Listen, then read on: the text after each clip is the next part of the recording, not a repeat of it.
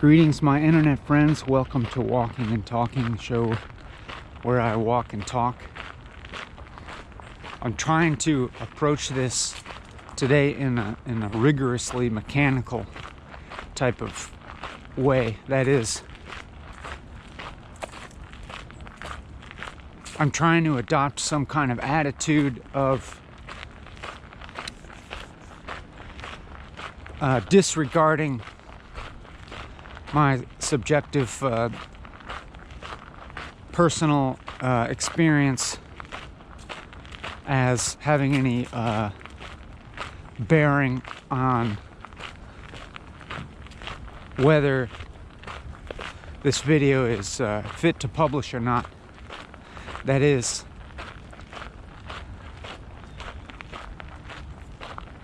I was mentally recommitting to this as a process of simply fulfilling the requirements of talking as continuously as I can for 4 hours in an understandable English language.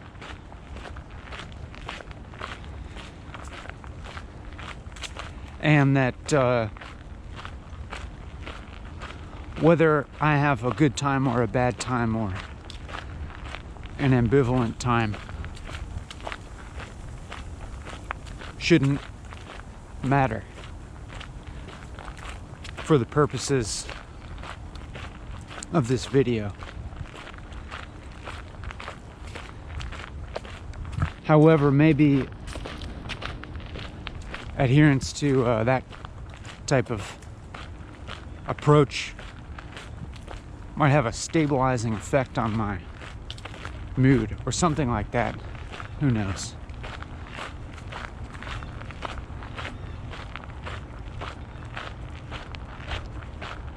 However, it's difficult because the continued requirement to keep talking requires making all these decisions about what to say, and it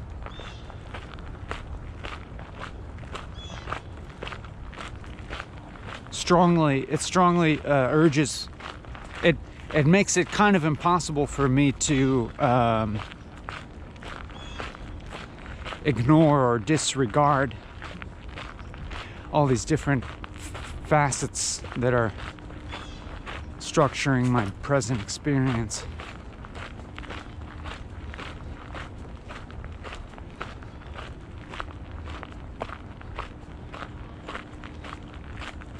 Like now in this little pause, it feels hard to decide what to say, and then but then I feel a slight tinge of criticism towards myself because of recognizing the strategy of filling space with words that I can see myself commonly using as just kind of commenting on the previous moment that happened and then going off of that. But I suppose that's fine. There's no rule that says I can't just keep doing that endlessly. There's the possibility that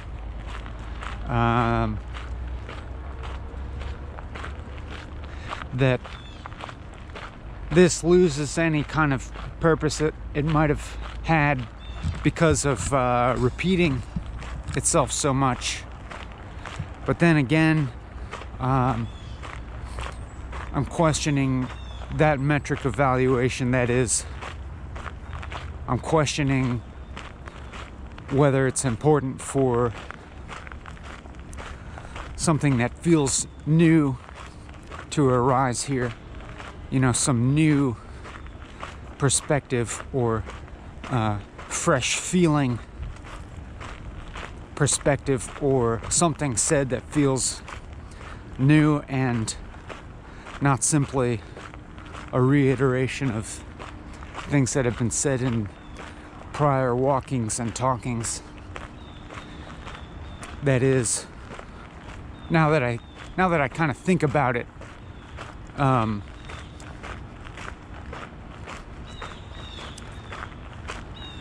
something that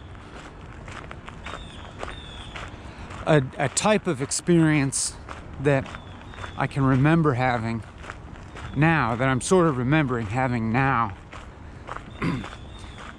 is one in which the dichotomies between things like new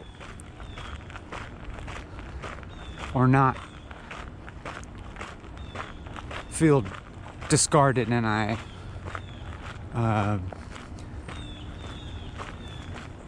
feel in some sense like freshly freed of all these metrics of valuation that I kind of can't avoid coming into this with. That is, anytime I start a video, it seems pretty much inevitable that I will be holding in my mind to various degrees of consciousness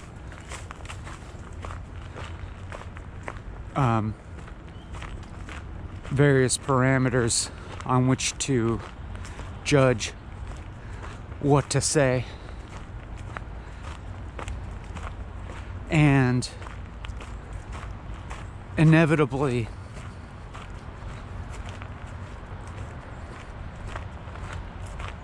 I end up holding some idea of newness in my mind as I approach these, as in,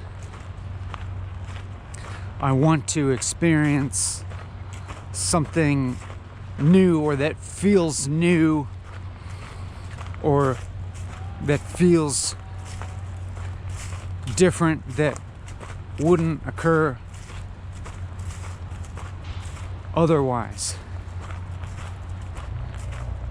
That to experience something that would make the going out of my way, so to speak, to walk and talk and record it and make it public for 4 hours worth the trouble, so to speak. But that's a bit of a stretch now that I think about it, to characterize this as going out of my way and being trouble. I'm just walking on a nice day.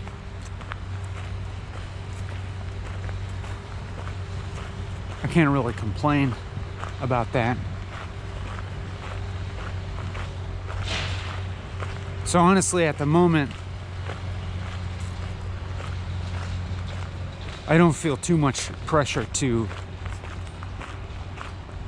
justify this being worth anything.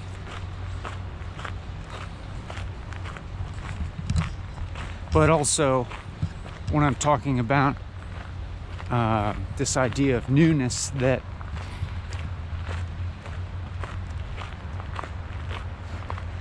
this should be in some way different from the past episodes of Walking and Talking.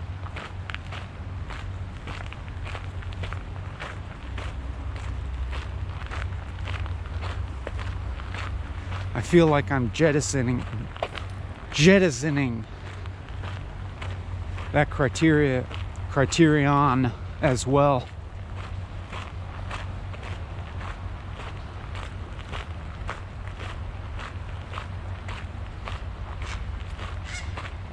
That to think that it's necessarily different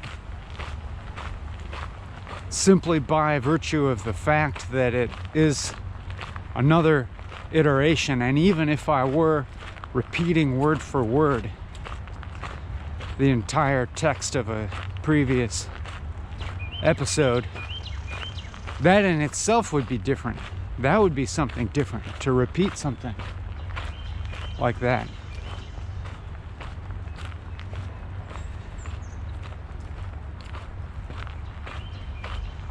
That sameness is difference. You know what I'm saying? And I've said this before. I've said this a bunch of times before, and I'm gonna repeat it. I'm gonna say the same thing again. That sameness is difference. And vice versa. I mean, you can just think about this logically, that if you, for instance, have one apple and then you have another apple and you say it's pretty much the same, this apple is the same, even to say that this apple is the same as another apple, or some aspect of it is the same, like it's the same variety, or it's the same size, or it's the same weight, or it looks the same, is to point out difference, because you're pointing out that it's not the other apple. By saying it's the same as something, you're inherently saying it's not the other thing, that it's in fact a different apple, even though it's the same. It's a different iteration of whatever you're calling the same. Or even to speak of sameness in terms of continuity and experience, like saying this moment is the same as a preceding moment,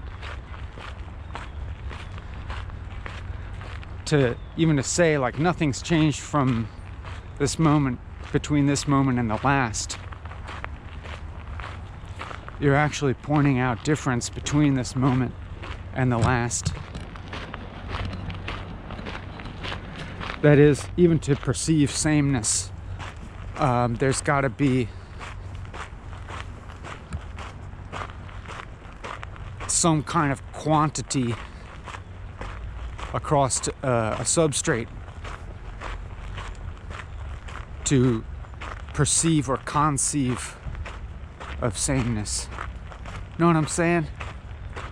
Like, if you go into extreme sameness, which is something I'm kind of keen to do sometimes, when I can muster up the courage, when I'm not being a little wuss. I'll do the same thing for a very long time, or do the same thing over and over again.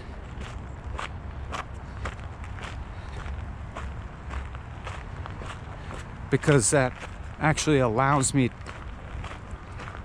to observe difference to a greater degree. Because by doing the same thing, I've effectively narrowed I've limited the window to something I can focus on, and then I can see the difference quite clearly between one iteration and the next, or one piece of time as opposed to another piece of time, when the variations of the content of my perception is limited. Then I see other things changing against that.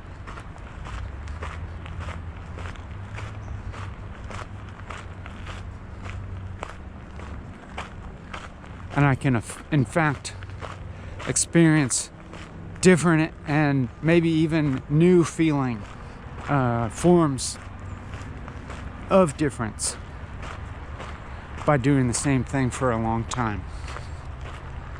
It's a different kind of experience to you know, in a premeditated fashion, set these parameters on myself. That is, urge myself to go to do something for a longer period of time than would be my otherwise natural tendency.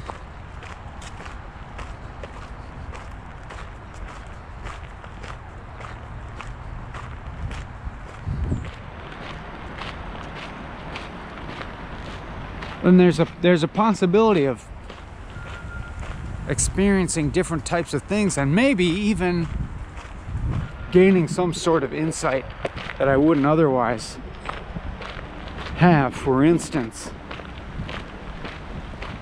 if I limit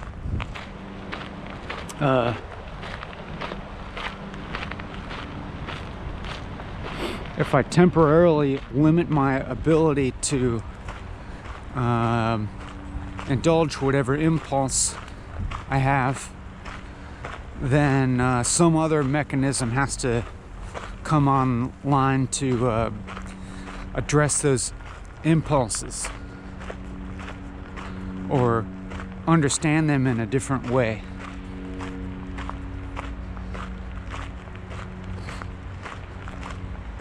Or experience them in a different way.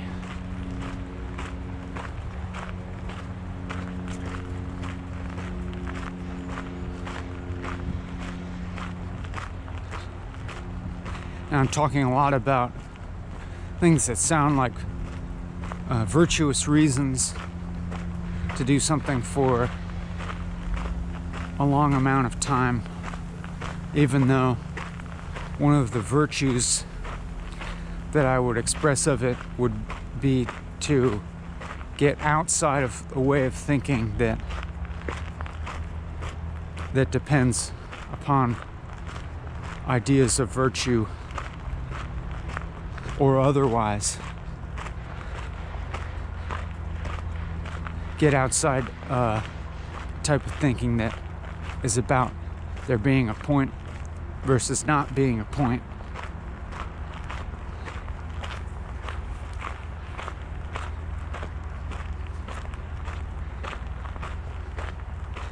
And then when I say that sort of thing, it's if I'm being honest, which I would like to think that I'm trying to be somehow intellectually honest to some degree that might be possible here. To whatever degree that it's possible, I know that it's not completely possible ever to be completely intellectually honest with oneself, you know, like by myself. Or I should say that there will always be some degree to which there'll always be some distance from any kind of pure truth that any one person can possess or comprehend. And maybe I'll get into why that is later, or maybe that'll become a little bit more clear as to why. But what was I going to say? Yeah, if I'm going to be in the spirit of honesty, I will say that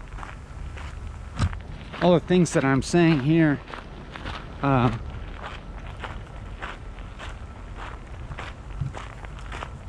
I do think ultimately lead towards paradox. So for instance, I was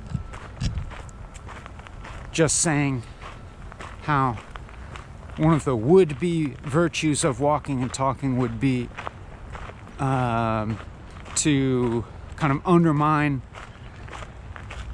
the assumed dichotomy between virtuous and not.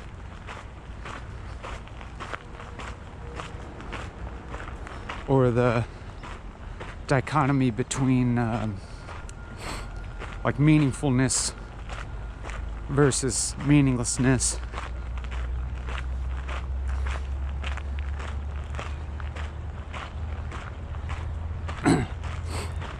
However, what I just said is self-contradictory if you think about it, because that whole statement that I just said is framed in terms of expressing there being a point or a virtue towards this activity, which is, contrary to the point that I was just making, or that it's self-conflicting,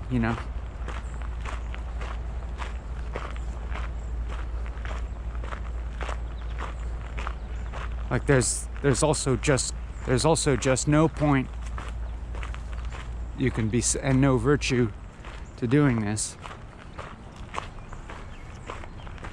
It has to be admitted, but then I can't honestly go completely in that direction either. I can't with full honesty make this claim that there's absolutely no point or no perceived virtue in doing this. I mean, for one, for the reasons that I just described, well, the kind of self-contradictory reasons that I just described, that like in a sense, this process that I'm unsuccessfully trying to describe, like I'm unsuccessful at describing this because each thing that I say excludes the opposite, its opposite, which would be like needed for a comprehensively true statement, like that I'm talking about, like I'll just say it again, that the supposed virtue of this being to transcend the dichotomy between virtuous and unvirtuous, and how that obviously is paradoxical and self-contradicting, because it's obviously doing the opposite of transcending that dichotomy, but then it's also not completely unvirtuous, and it's also not completely false.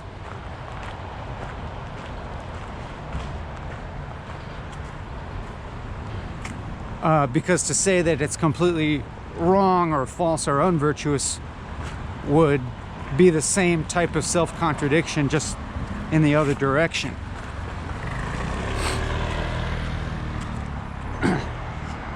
However, as maybe you're beginning to sort of detect, it's as if I could go on just talking about this one particular contradiction endlessly without arriving at some ultimate expression of it.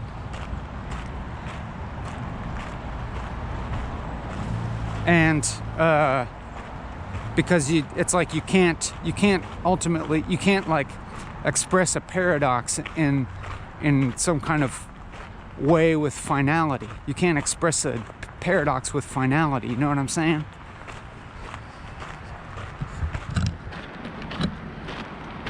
Or at least in this case, I mean, maybe you can if you are speaking of a paradox within a system if you're speaking of a paradox in a system that you are not speaking as a part of. But in this case, the paradox involves everything that I could possibly say about the paradox. That it's a self-reflexive type of paradox, and even expressing anything about it, or using the word paradox itself continues it. You know what I'm saying?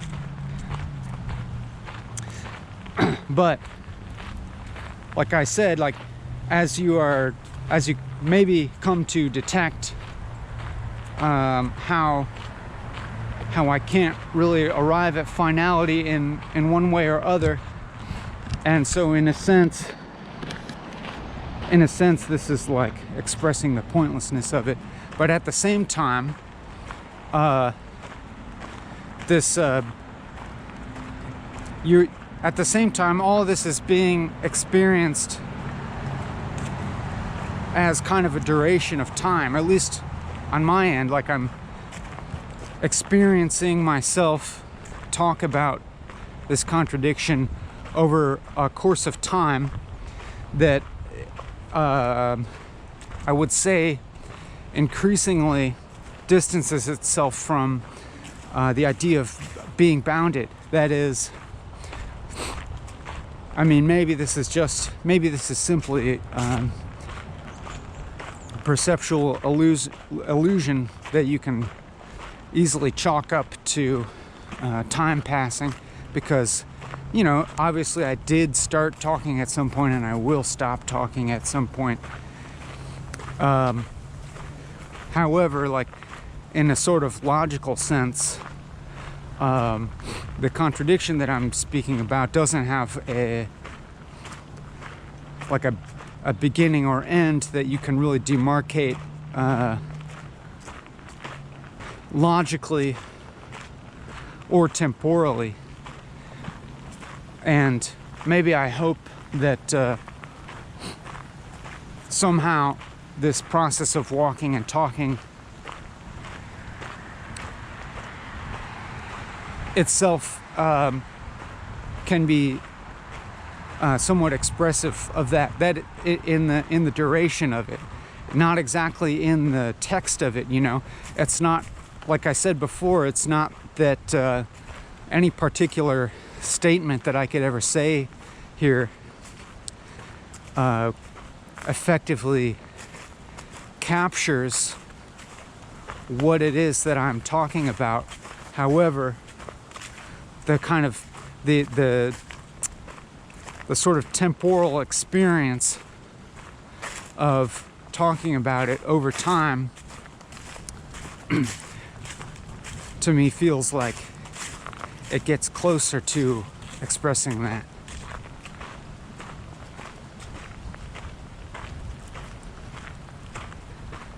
Like I feel excited in a sense, in a way, but I'm gonna try not to get too excited. I'm gonna try to temper my excitement at how much space I could fill, how much time I could fill with talking about almost nothing, if not totally nothing, simply by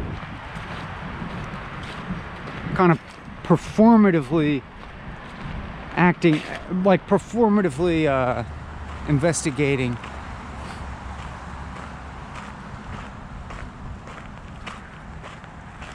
you know, one very basic statement that I've said over and like in as trying to reach the truth of it, or as simply as building on whatever it is that I said last. Inevitably, there will be some kind of implication that justifies exposition contained whatever it was that I said last.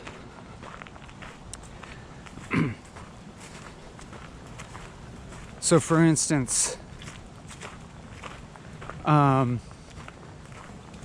if I'm talking about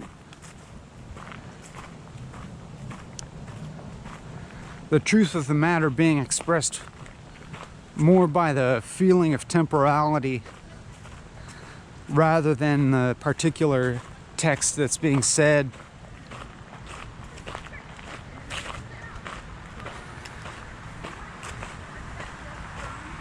this is kind of a problem also. Few of them. So if I grow them, I'll give you.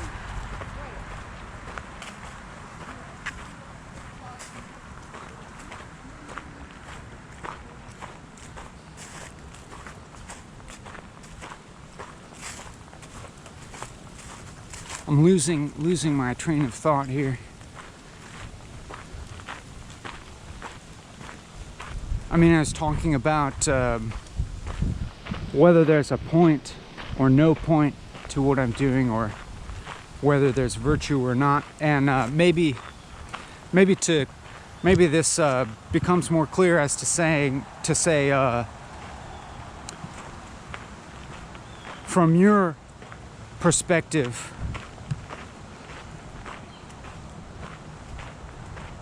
is there anything to be gained from listening to this or not? And from my perspective, am I approaching this communication with you from a standpoint of thinking that I may have something to offer you, some way that I may influence your experience in a way that I would think of as desirable, and that I imagine you might think of as desirable, or experience as good or virtuous, or containing some insight or other reason to make it worth your while. However, as I described earlier, how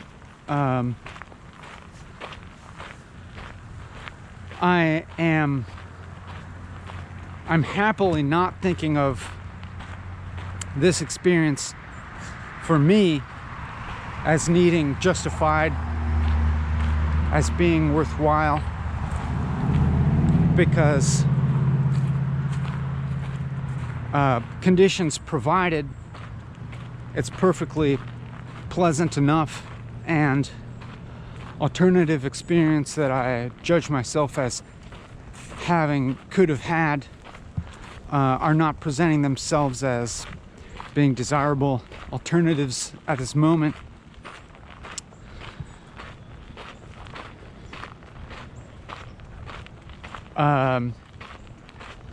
It would sort of follow that I would perhaps apply that same line of thinking and feeling towards your experience. That is, now I'm going to say another thing that's kind of the same type of contradiction.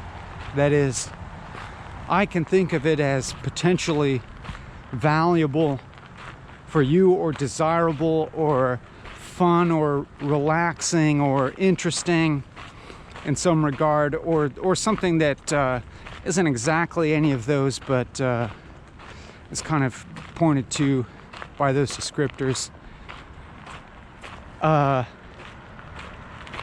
to experience a type of media, or a type of communication, or a type of expression that is at least going in a direction that kind of seems to dispose of at least what I can think of as conventional, the conventional markers of value that we would normally judge our experiences by. that is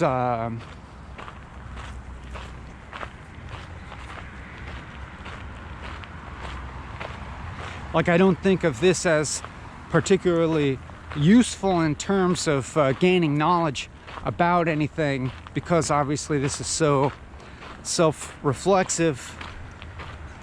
I mean, even though I'm involving you, the listener,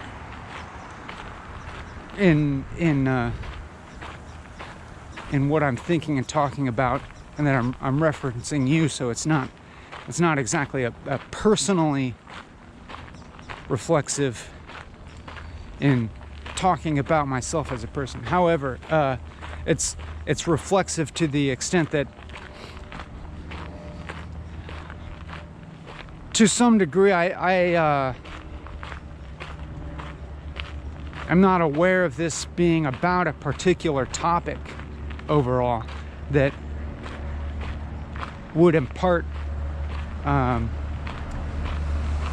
some kind of anything, you know, any kind of knowledge to you about anything.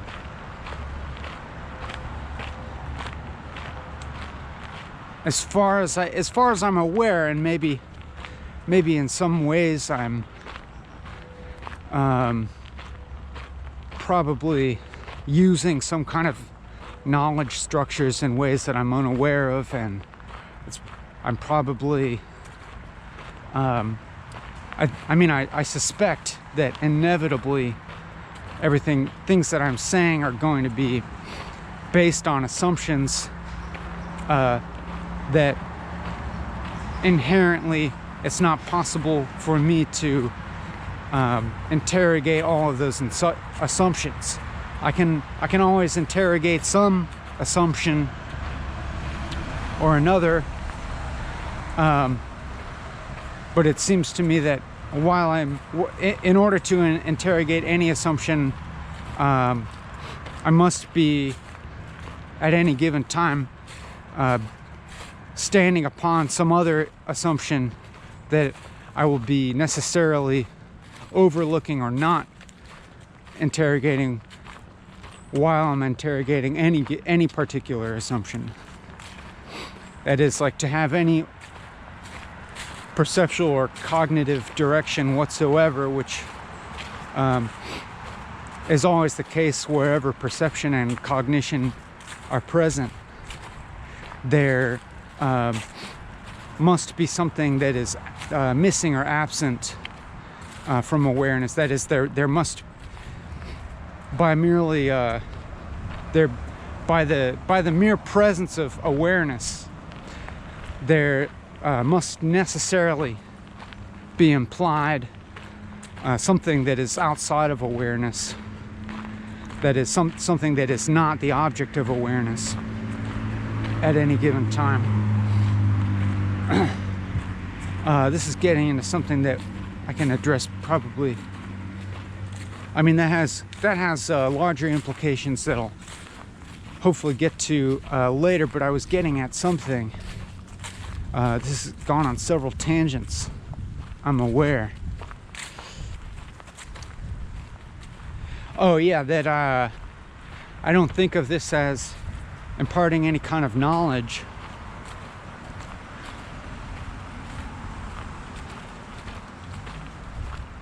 And I don't think of it as being entertaining as such. I mean, it may kind of at times inadvertently be entertaining, but I mean, honestly, I am aware of the sort of like parasocial relationship factor in which you may have grown accustomed to hearing my voice, and something about it soothes your nervous system or something. It could be even the case that that this is actually a type of content that could be described from a more external point of view as, you know, having some particular characteristics or being a type of subject, you know. That's probably the case. And so it interests you, or I mean,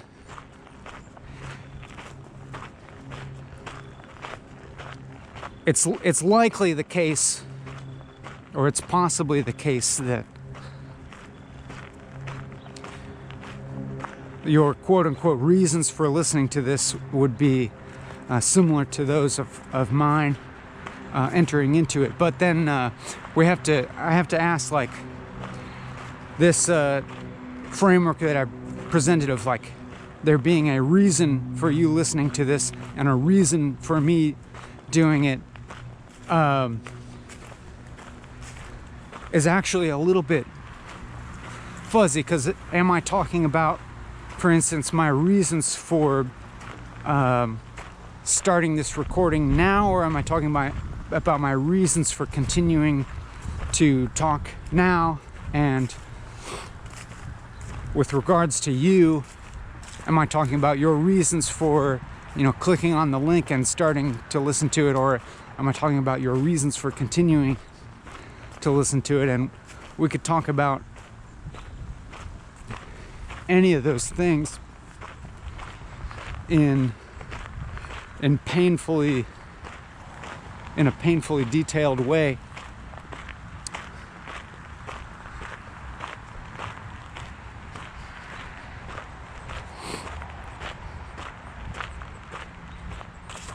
Hold on, I got a whiz.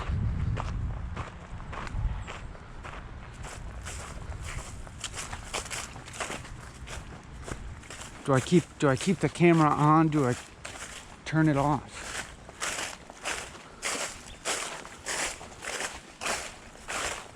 I guess I'm gonna keep talking.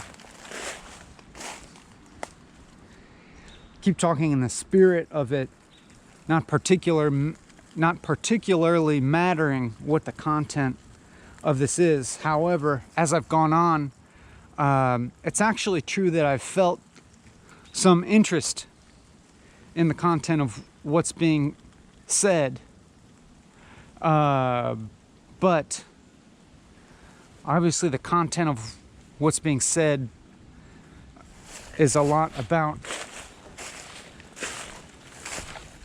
the process of saying it,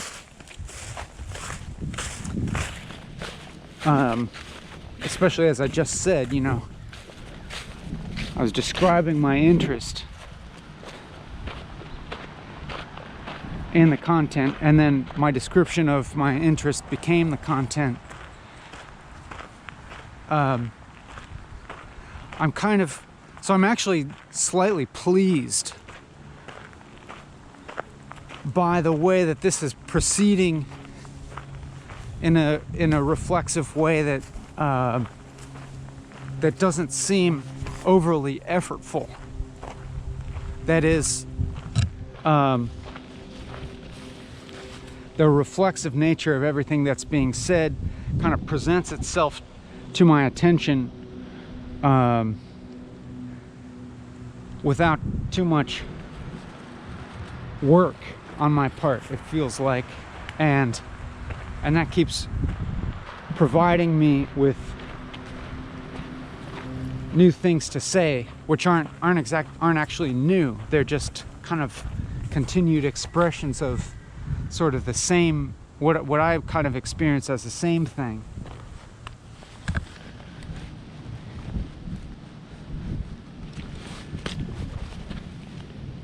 So, and also refreshingly, questions of quality are not overly present here. I mean, I know that there are potentially qualities that could be described of this, that is, maybe in a sense I could describe what feels, at least subjectively, like a sense of of continuity that is everything that I'm saying, more or less so far. I can see the relation fairly clearly with everything else that I've said. And so it doesn't feel arbitrarily meandering or unfocused to me. However, at the same time, I guess I'm feeling also the sense of allowance for what feels like some degree of meandering, as if there's some sense here that whatever I'm going to say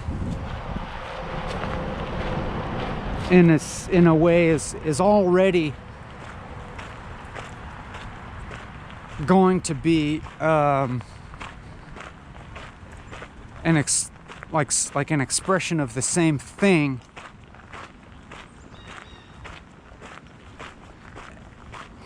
and so kind of like connected, even though that same thing which I'm talking about it as being an expression of is something that's constantly evading you and me.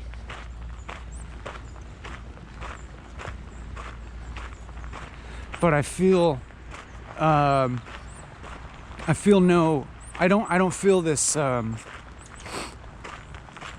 anxious sort of pressure to arrive at the root of things, or to be having a drastically different experience than the one that I'm having.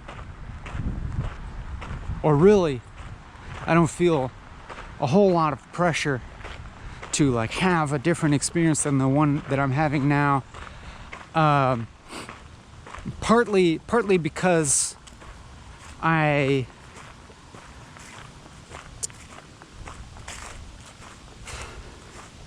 could I say this? It's as if I'm not strongly feeling that I am having a particular experience one way or another. I mean, sure that's probably provided for by particular conditions.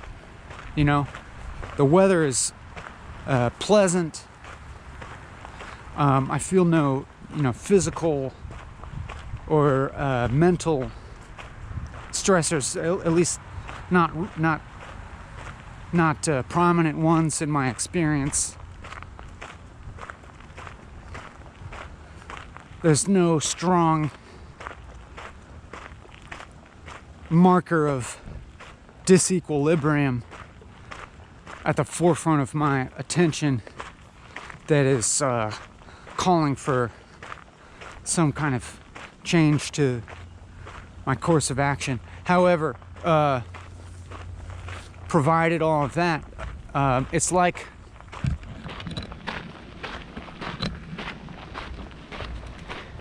it's as if I'm not experiencing this as a particular type of experience. Good morning. Good morning. How can I say that better? It's not exactly that. It's that. For instance,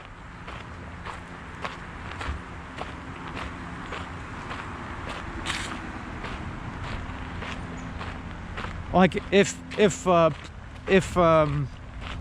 pressured to describe my experience accurately, I would simply have a very difficult time, or an endlessly long-winded time. And I suppose alternately you could say that that's exactly what I'm doing.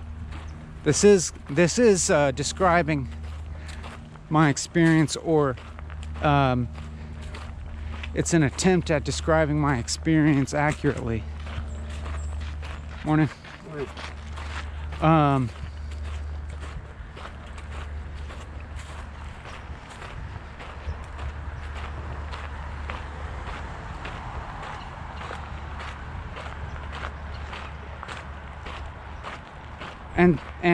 so it's kind of, I feel kind of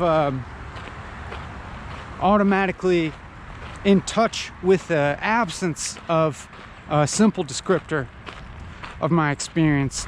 Say for instance, it's I don't feel particularly drawn to say that I feel like I'm having a normal experience, like this is, you know, a normal type of experience, because if I were, which I have been in the past, like thinking of my experience as being normal, implicit in that description would be that that's a type of disequilibrium where I'm actually looking for the abnormal. I want my experience, I need my experience to have more of the abnormal because it feels normal, even if I'm trying to say that I am accepting normalcy as an experience, that even if I'm trying to accept that, my very characterization of an experience as normal implies the possibility, the potentiality of this other characteristic of experience that seems to be absent. And similarly, I'm not particularly drawn towards describing this experience as especially abnormal. It's just that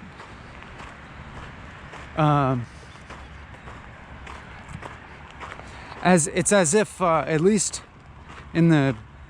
within my subjective experience, it doesn't seem like there's any strong poles. Although, like I would say, and I already have said, that I seem to be somewhat pleased with the absence of particular characteristics of my experience. That there's some sense of ease here. And then I kind of expect that, through emotional mirroring, as well as the character of the things that I'm saying, as strongly affected by my emotional state,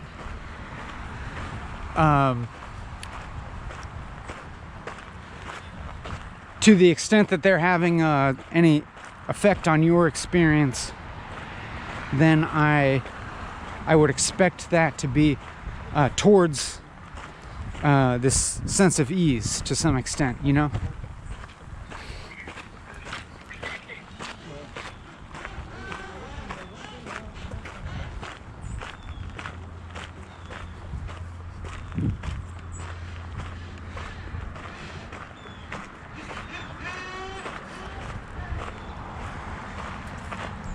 I think that's wild asparagus right there.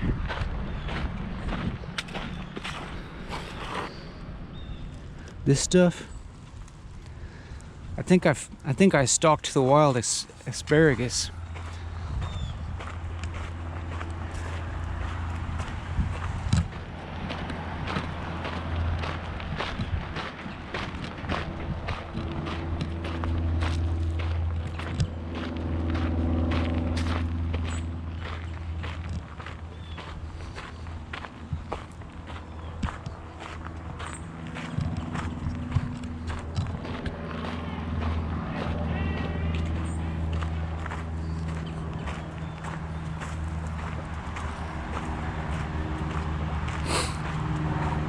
It seems to me that there are so many tangents of thought that have been taken that I could circle back and pick up the train of thought at one of multiple places where it took a turn, where there's other possible routes to be talked about. For instance,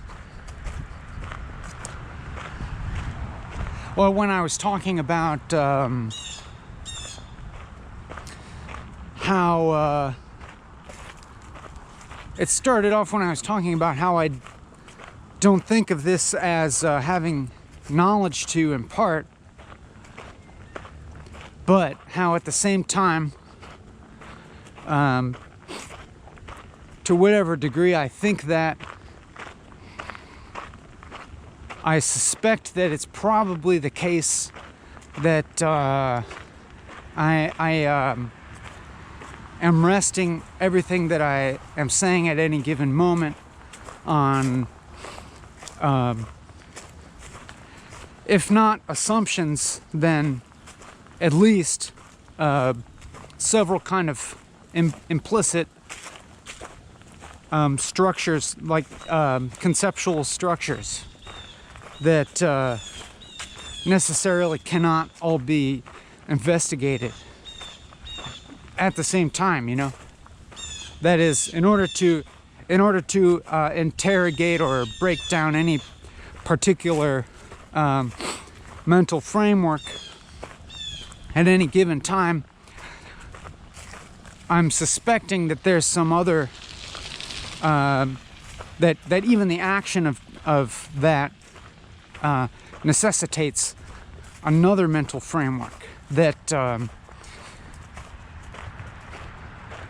so it's as if I'm suspecting that I'm never actually without bounds, you know, without mental boundaries, and that it may be impossible to be without mental boundaries, but we can investigate that idea itself. We probably should, because I'm sort of saying it in a way that isn't necessarily backed up, and so we could, you know, choose this mental framework to interrogate or to just you know, try to validate or invalidate. That is the framework of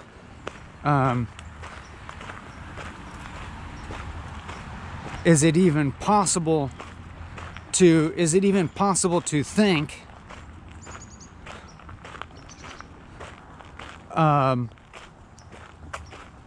in a way that's actually free of tacit assumptions or unverified concepts, you know what I mean? And so I'm saying that that has sort of like that has sort of this logical framework around it. That is thinking about it very logically. Is it possible to? The question being, is it possible to think logically without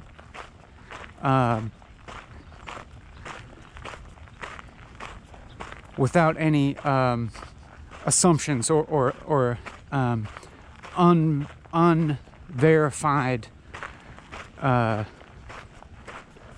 structures in your thinking? It's hard actually to say it, but a corollary to that, which I kind of hinted at before, is it even possible for there to be perception? And like with perception, we can also think there's these corollary questions, like substitute awareness for perception or cognition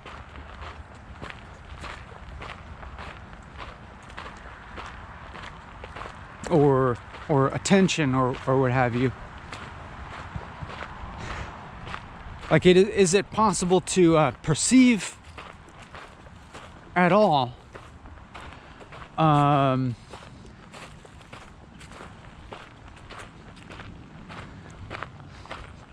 without, shall I say, like, illusion or without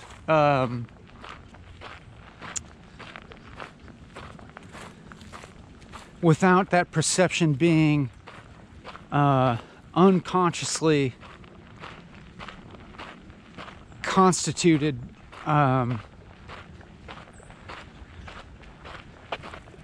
by falsehoods or just unexamined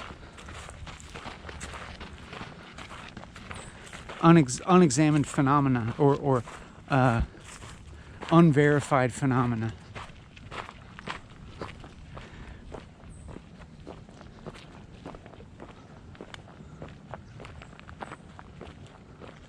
Or is it, another way to say it, like, is it possible to perceive at all without limiting perception? That is, how should I say it? Without enacting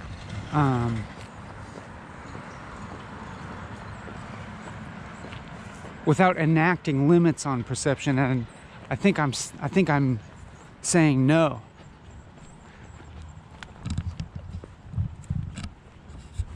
But I mean, I'm not to revisit the idea in terms of logic. I'm not really like a versed logician, so I don't think I have a comprehensive vocabulary to talk about it. But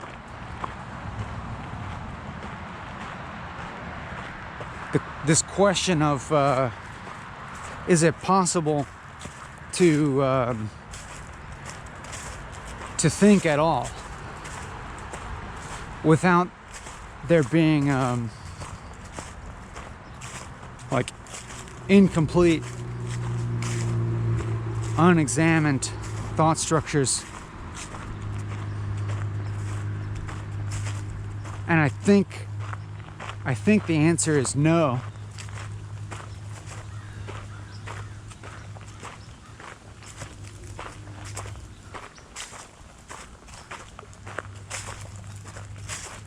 It's as if even in any given word itself, and so there's a million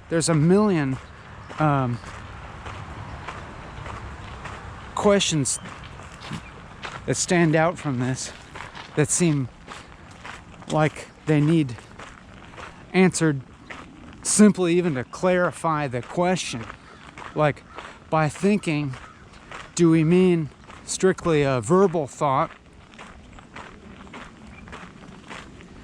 a verbal type of cognition, and then is thinking actually identical with the like syntactical and logical structure of language? I would say, not necessarily. And actually, probably no, it's not. But maybe even for the purposes of a thought experiment, what if you kind of reduce the idea of thinking to be identical with the structure of language? And so formulate the question in a slightly more contained way of saying, like, linguistically, is it possible to form a linguistic statement that's or maybe even set of statements that isn't resting on something that's a tacit assumption about that language. And I think no. But then of course, like, you know, you can chalk that up to the ambiguities of language, of course, and so you could reduce the question a little bit further and say we'll have a formalized language that is, for example, mathematics, and ask in a formal language like mathematics, is it possible to formulate a statement or set of statements that is not resting on any like tacit assumptions about the language itself, and I think that what I'm saying was basically addressed by Gödel in the famous Gödel's theorem or whatever, that kind of came to the conclusion that any statement is necessarily either contradictory or incomplete.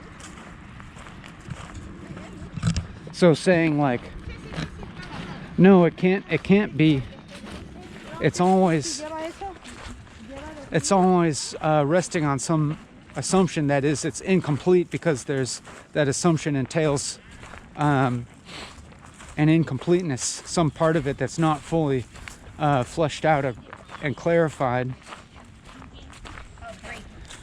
Or if you do go in that direction and try to fully flesh it out and clarify it, it necessarily becomes contradictory, self-contradictory.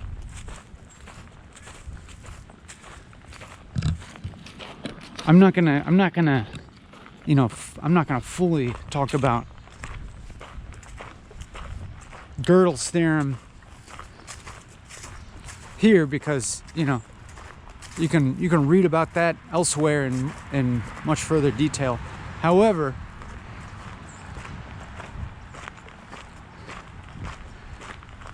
I do think that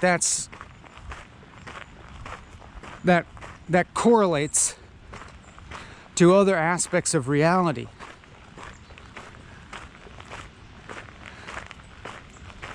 That is, I think that whether or not you can rigorously extrapolate Gödel's theorem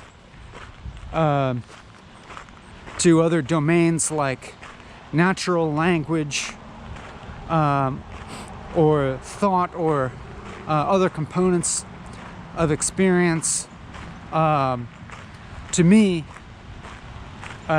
experience does confirm this. Actually, which is actually a paradoxical thing to say, and I'm gonna try to put a mental bookmark here. I'm putting a mental bookmark in what I just said, which was that I think that experience, what I just said, I think experience confirms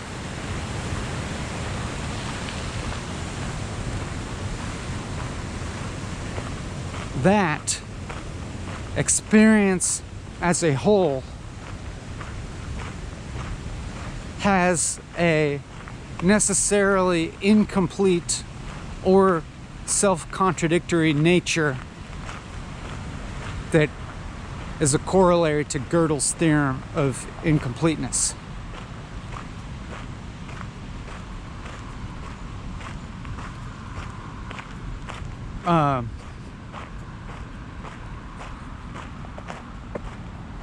I mean, I guess why not talk about that now?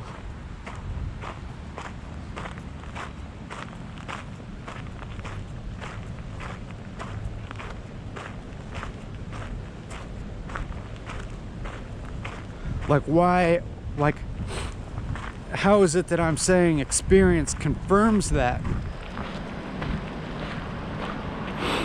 And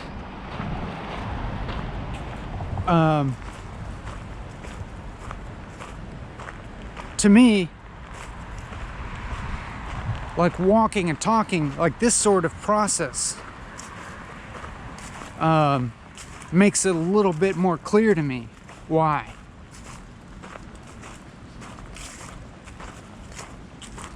For instance, like just right now, let's you and me just kind of try and see what's the most fundamental characteristics of our experience right now, you know, and if you're going to like try to if we're gonna try to draw anything from experience, you know, if we're going to proceed in the spirit of empiricism, that is like, if we're going to try and validate our ideas, our thoughts, by seeing how well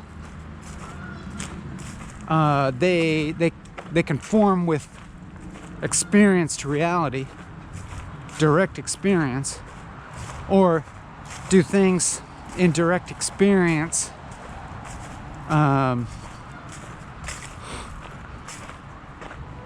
defy our ideas or contradict our ideas.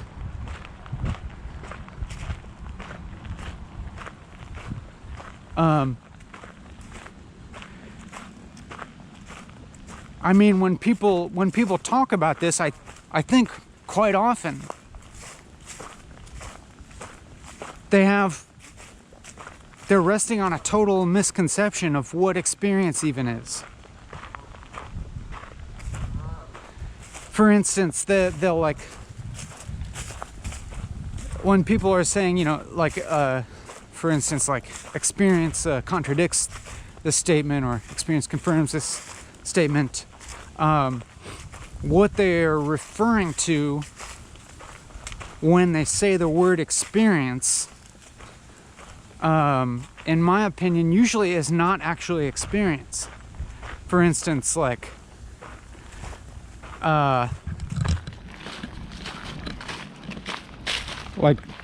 just to give an example of if somebody is talking about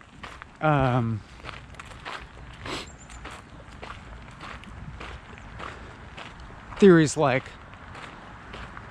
general relativity or quantum mechanics or something, and trying to say whether experience confirms or contradicts the theories, or for that matter, Newtonian physics, you know, the physics that's a little bit closer to what we would tend to think of as lived experience.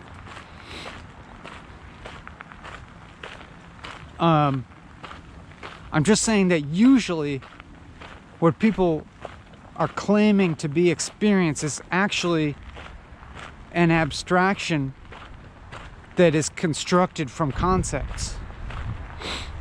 As in, they would say something like experience, like for instance, you could say experience shows that a rock, when not supported by anything, falls downward towards the earth. And then we can obviously see that that conception of experience is in fact very bounded and limited by a pre-existing worldview, that is like the earth being central. And so like the person, you know, has to like qualify that and say, oh yeah, you know, it's not actually down, it's actually, you know, one body in space being moving towards another body in space, and actually there's not a down.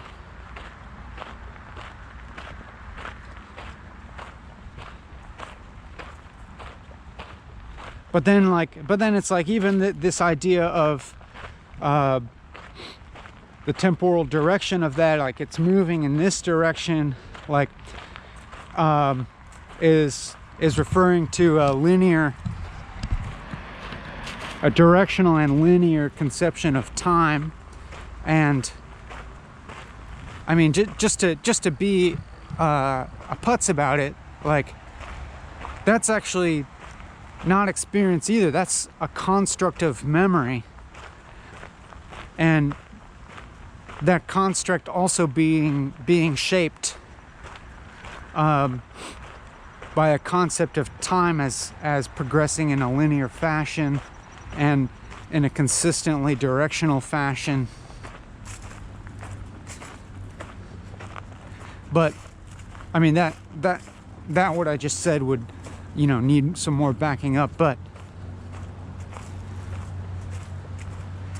then again, like it's like the weight of the rock needs more clarification. Like, is this just weight as experienced by a person on the earth, or are we talking about mass, which is like more universalizable towards the properties of space, and takes into account the relativity of proximity towards other mass, and so on and so forth.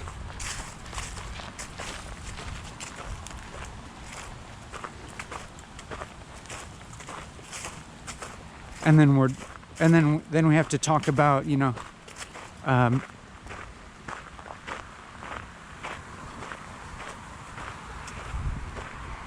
mean, I'm probably making several errors in this, or like leaving a lot of things out that, you know, would need to actually be clarified. My point is that when people refer to experience, they're not referring to experience itself. They're referring to some kind of idea of experience that is based on several things, like memory, and memory being at least in some part dependent on a worldview about how things happen causally through time.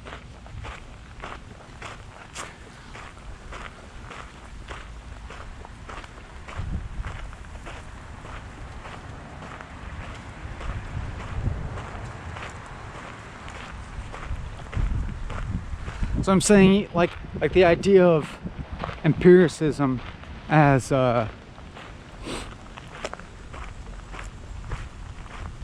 you know, trying to correlate various directly, quote unquote, directly experienced events or manifestations of reality with each other in order to identify fundamental laws of reality.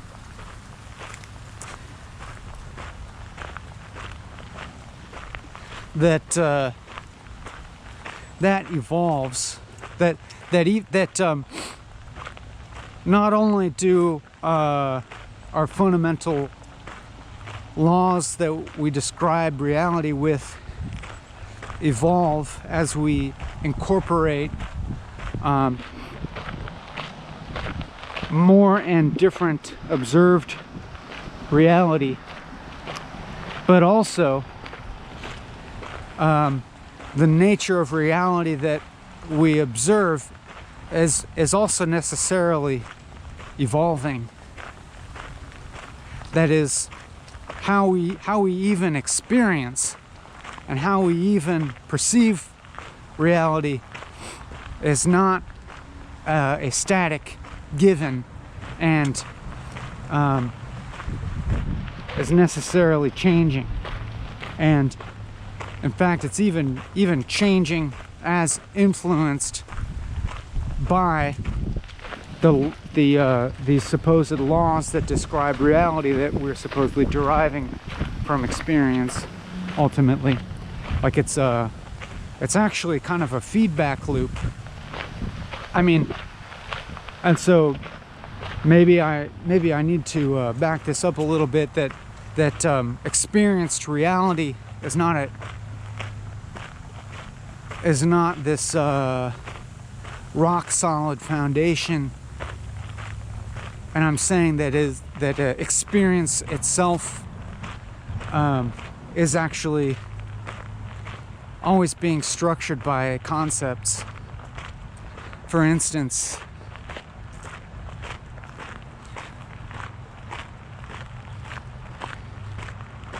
that it's like it's being shaped by what we think we know or don't know about something.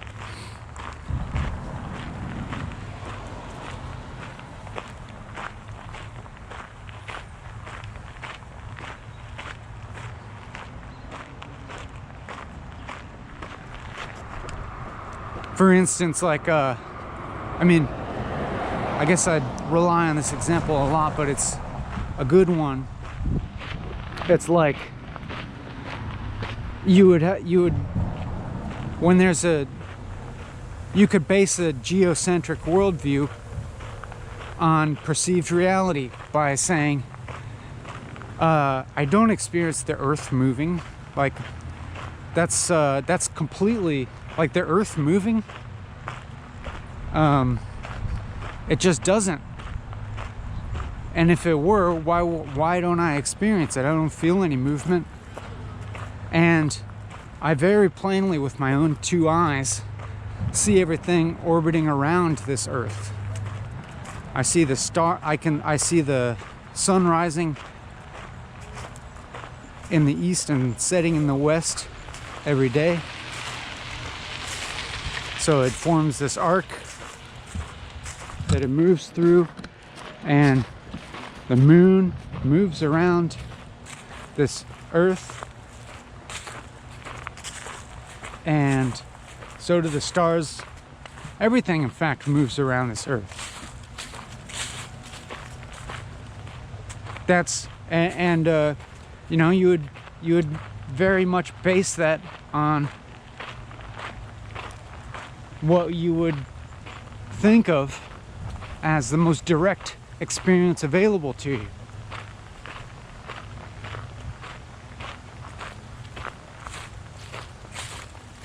And then then you have these concepts. Okay, and then these concepts develop. Okay, the sun is moving around the earth, and the stars are moving around the earth, and the moon is moving around the earth.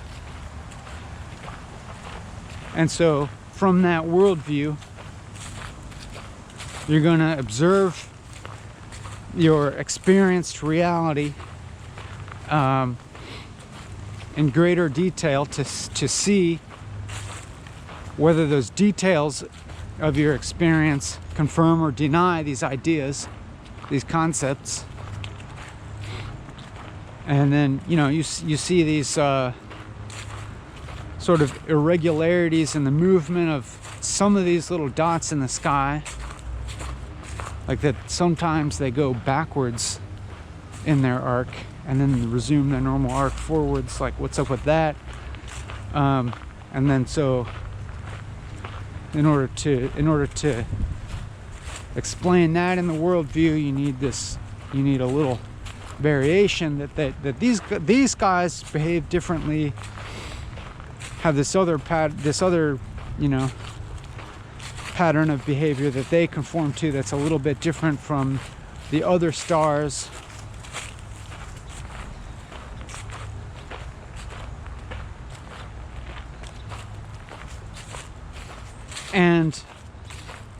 But it's simply not, it wasn't available to you to like see the sun as something that you are orbiting around.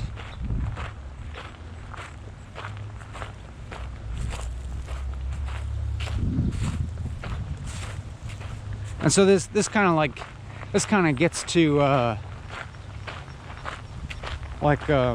the flat Earth thing. It's the flat Earth thing. It's like it's really boneheaded and stupid, but it is. I think it is based on a sort of like excitement at the novelty of somebody discovering like epistemic uncertainty, or like a flat Earth is a manifestation of people all of a sudden encountering this idea of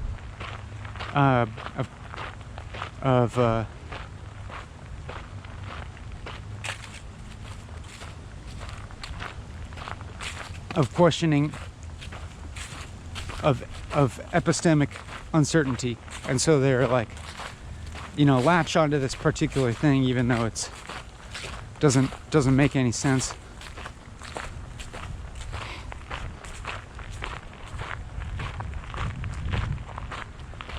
Anyways, I feel like I've gone on a long tangent that is somewhat off of my point.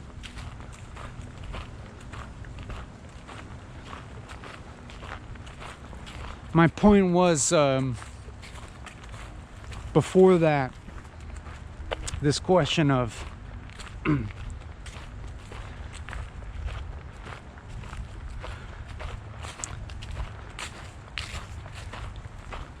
whether you can, I guess the point is like whether you can rigorously extrapolate the implications of something like Gödel's incompleteness theorem to the other aspects of reality, other domains of reality. And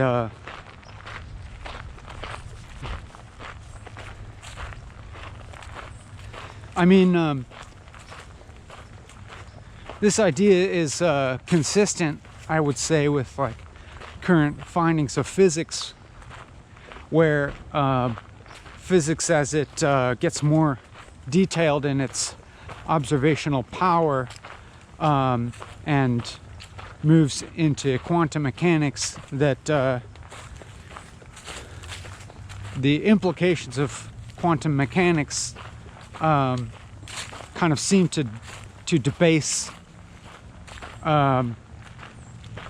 many of the ideas that are foundational to physics.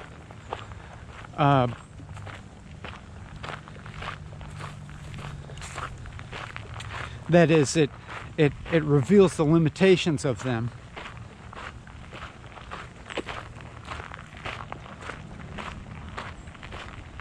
Sort of in this similar pattern that, for instance, relativity reveals the limitations of Newtonian physics, and quantum mechanics could be said to reveal the limitations of relativity. That these different, all these different frameworks have a different scale or a different domain of experience in which they are useful or apparently useful.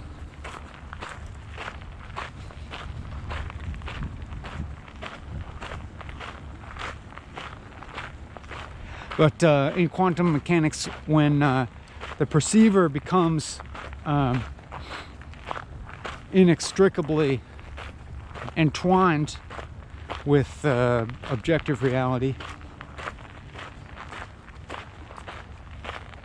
and for instance, whether something manifests as a wave or a particle is dependent on the question we ask or the way that we observe.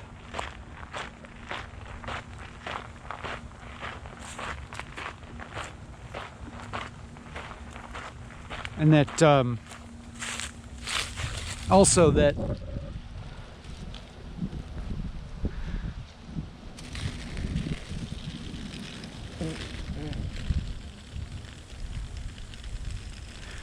this sort of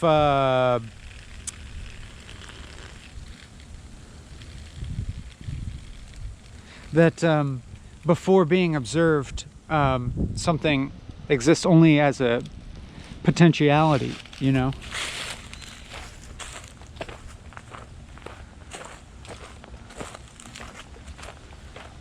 And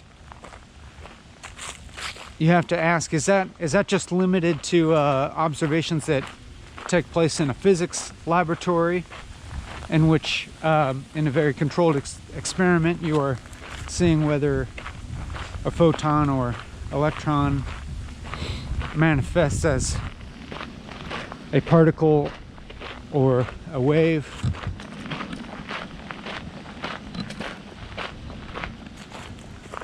But in the rest of reality, things are normal.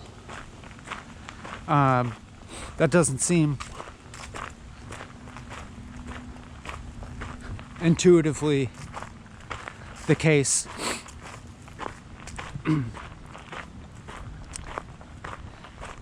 However, I think to kind of like bring this back to the question that seems more central,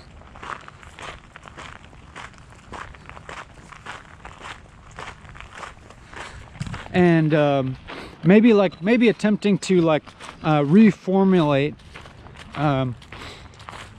the question that I'm asking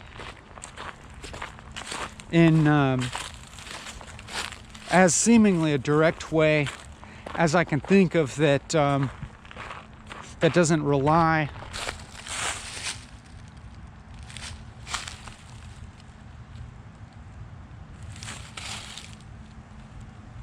thought I heard a snake slithering. That doesn't rely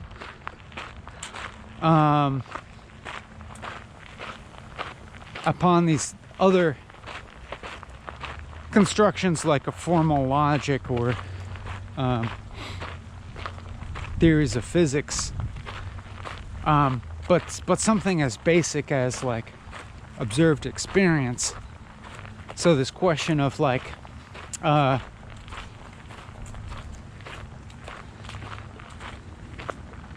maybe the question is like, can you even observe your experience fully? I mean, what does that mean exactly? Like, can you be aware? Can you basically be aware of what you're aware of?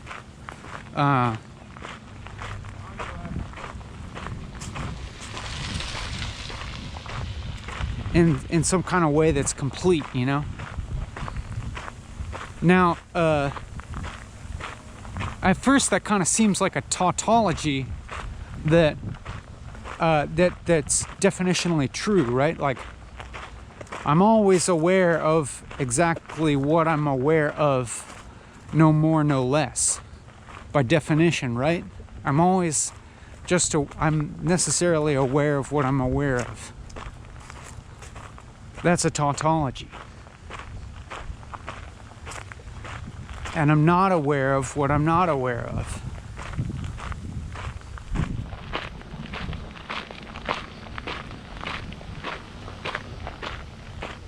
But then, like, let's just kind of say, like, okay, what then am I aware of?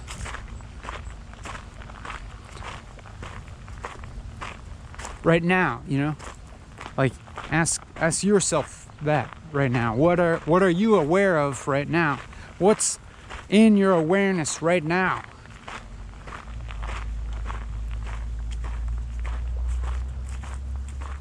Let me just give you, let's you and I take a moment and ask ourselves that. What exactly are we aware of right now? What's in our awareness?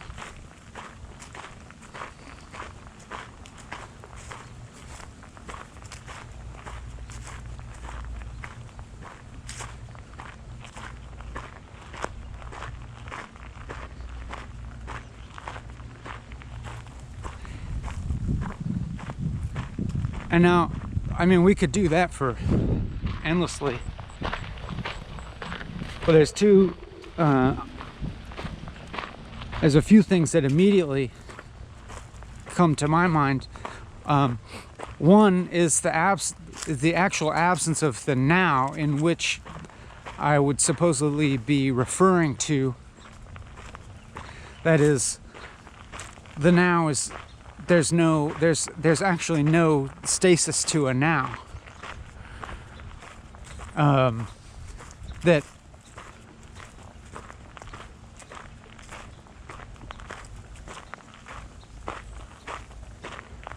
the supposed content of awareness in the now is so continuously changing that there's not even one single instance of a now, even as a remembered moment, like in the immediate past or something. I can't even hold in my memory some particular instance of a now in which I could identify everything that I would be aware of.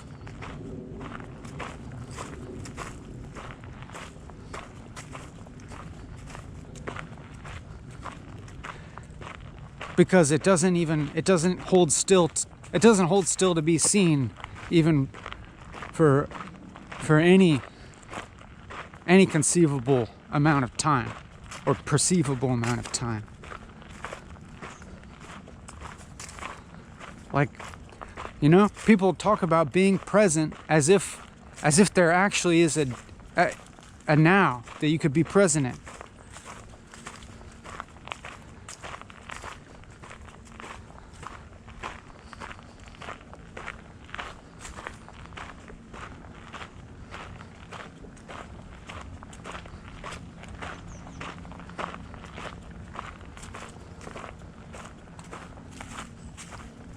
It's more that, I mean, presence is actually an absence of now.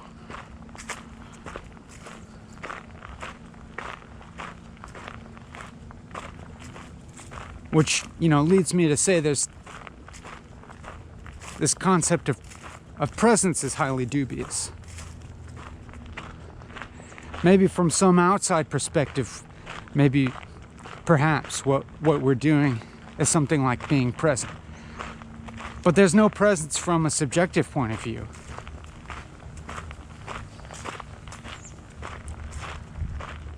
It's only being quote unquote aware of the absence, but you can't actually be aware of absence. That's what absence is. But anyhow, I'm merely talking about the aspect of our supposed experience that's temporal, that as in if we're trying to observe, we're just trying to do this simple thing. We're just trying to do this simple goddamn thing of observing our experience and trying to say what's in it. Trying to ask ourselves, what are we aware of right now? And I'm finding, I don't know about you, but I'm finding that I can't even find a now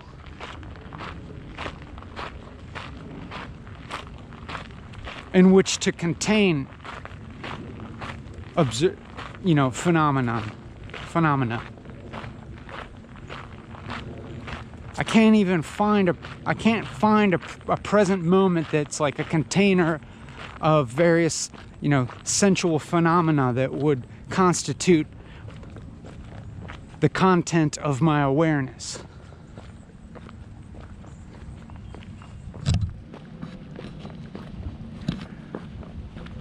And then furthermore, let's say I just kind of abandon this idea of trying to pin down a specific now and just focus instead on trying to trying to identify some temporally amalgamated approximation of sensory phenomena that would constitute my experience. You know, real sensed, directly experienced phenomena that would constitute the contents of my awareness. And then I find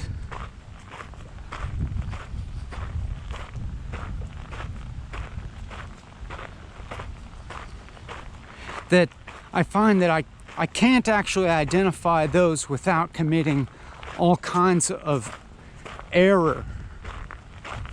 That I can't identify them without, in fact, doing a lot of interpretation. For instance, like I can say I observe like the ground with leaves on it, and that seems to be some acceptable thing. But then but then I become aware that both of these things are constructed of a whole system of concepts that is like a multiplicity of the leaves constitute a type of perceptual and cognitive category of which there are multiple instances of one type, and that the multiplicity is dependent on the parameters of the category of leaf in my head. And am I distinguishing between types of leaves? Am I distinguishing fragments between entire leaves? Etc., etc. Even the ground. Well, you know, maybe the ground's a simple enough thing. But then, like, if I'm saying that, I'm also realizing that, you know, that description is exclusive of other phenomena present, like little twigs and nutshell fragments, and grass and weeds or whatever, and my shadow, and the physical sensations like air against my skin, and the weight of my feet, all of these which are constituted, you know, more deeply by all these definitions. And, you know, this is you know, sort of like a endless type of thing that maybe you're like, this isn't necessary. This is sort of like, maybe that's sort of like an overly postmodern, like intertextual type of interpretation of the world, and you know, you sort of have to stop somewhere. And just sort of like allow that there is in fact some kind of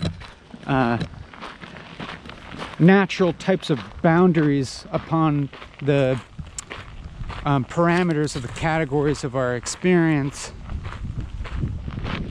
And sure, like I can admit of that.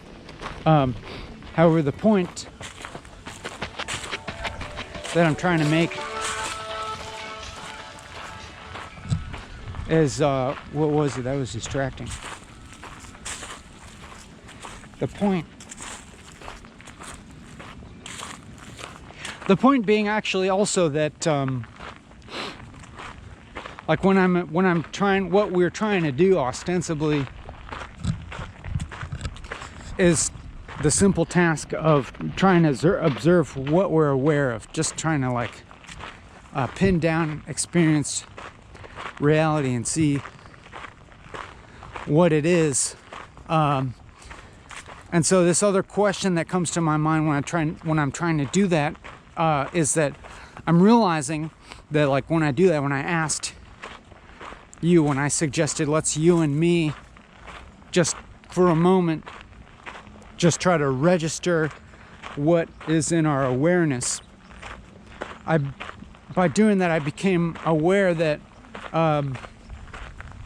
what that is kind of implicitly asking is for a verbal or at least linguistic representation of what's in awareness. And obviously a linguistic representation of what's in awareness looks like it's not necessarily the actual experience, you know. It's a mental representation of experience. It's an approximation, like as we kind of demonstrated by you know, trying to interrogate any one of the kind of cognitive categories with which I would describe my experience, and you know, whether we agree or not that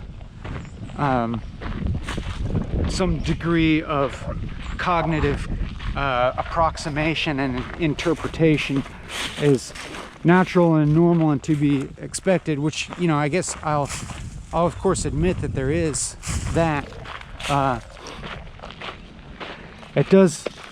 It does remain pretty apparent that that's what these are approximations and interpretations. And you know, we can kind of see that there is, to some extent, some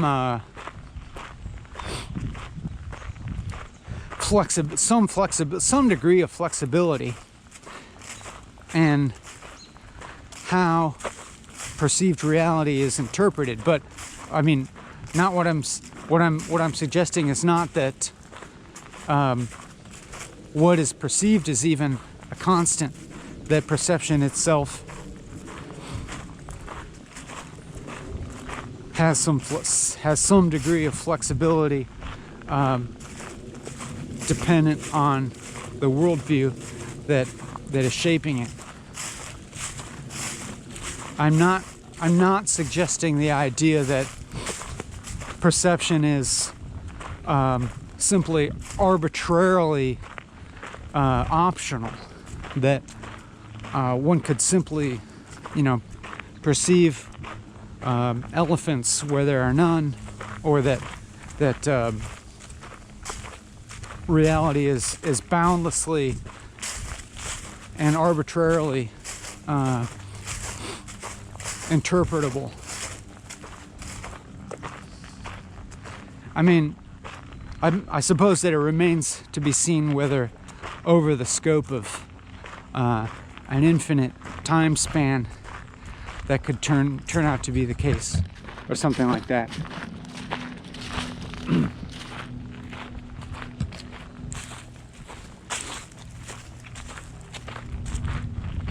What actually is the point that I'm trying to get at? It's about, you know, whether basically of like whether there's fundamental experience or not.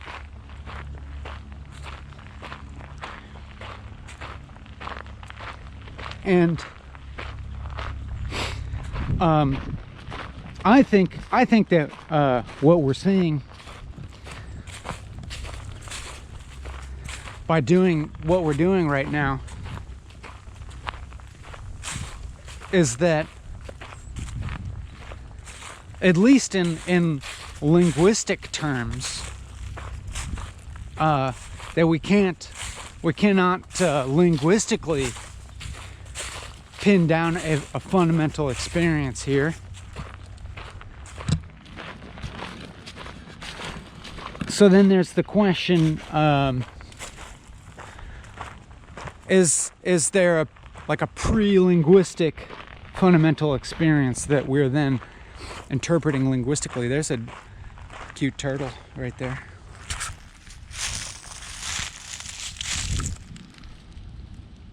There he goes. He swam away. There's another one. His friend's in there. See, I'm anthropomorphizing. I'm projecting these human qualities of friendship on these turtles. They might not be friends at all. They might not even have a concept of friendship.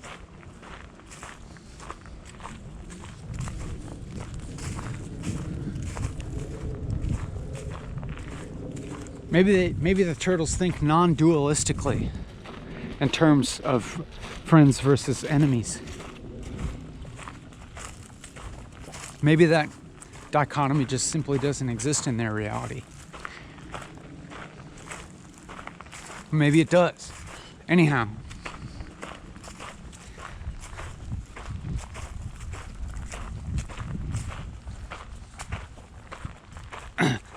the question at hand being, is there like a pre-linguistic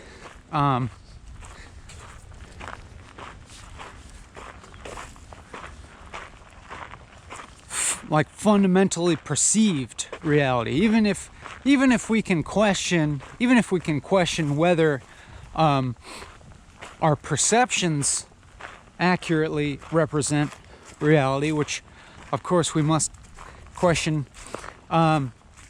Let's ask more basically, is there even a fundamental perception going on? And at first it would occur to me to say, yes, obviously I'm perceiving things, otherwise how could I be walking on this path without falling into the river there?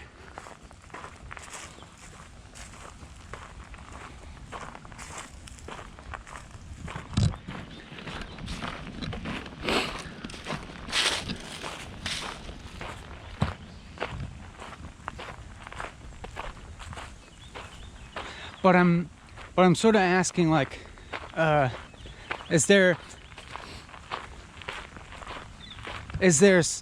a fundamental perception here? Like I can perceive a path, and I can perceive a river, or a canal rather. So you might see it changed. It changed from river, but that's nitpicking. I can perceive, the ground versus the water, but it's not like I'm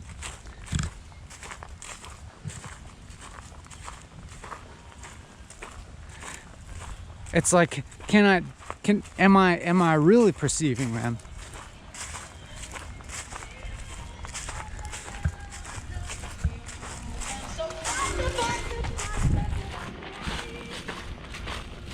They're listening to some Slavic pop music while working out.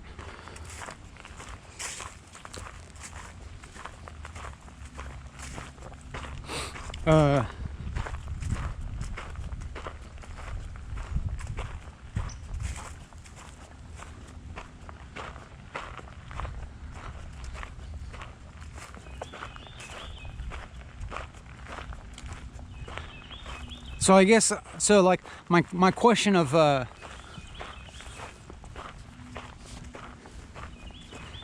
my question is like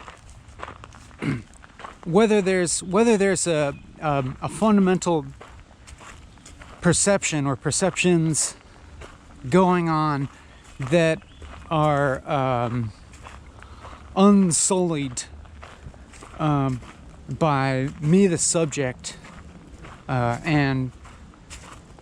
and my worldview, and perhaps further my interests, my self-interests.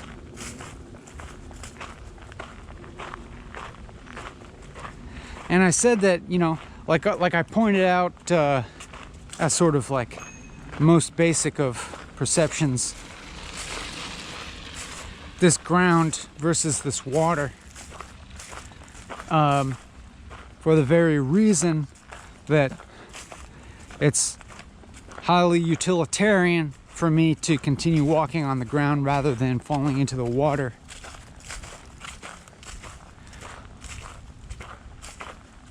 And so I'm perceiving the path versus the canal. But are these if these are fundamental things that I'm perceiving, would they be fundamental to, you know, other perceivers? And of course, you know, most any other human perceiver in the same place will observe a path and observe a canal. But for instance, if we have a fly or something, they're not going to observe a distinction between the path and, for instance, off of the trail.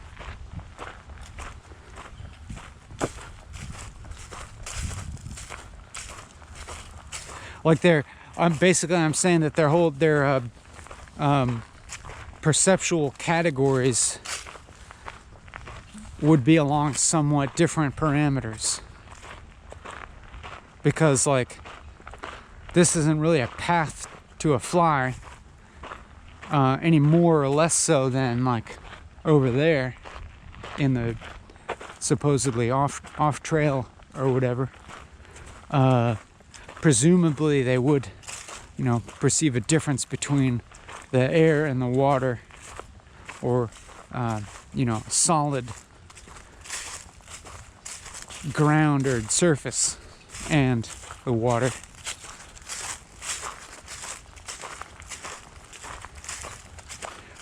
They wouldn't have I don't think they would have some category that equates to or correlates to a canal as opposed to a different type of body of water.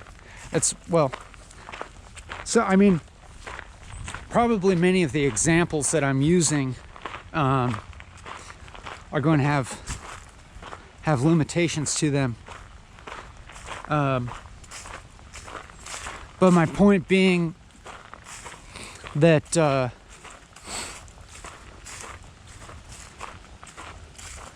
it doesn't seem to be the case that I can have perception without categories. Like maybe I could even have a perception that that sort of seems to like defy my categories. Like if I perceive like something that seems to defy the laws of nature, and it would be something like an apparition, a ghost. I see, you know, a transparent person floating through the air, or I see some kind of object in the air that doesn't seem to follow the laws of physics that as I understand them.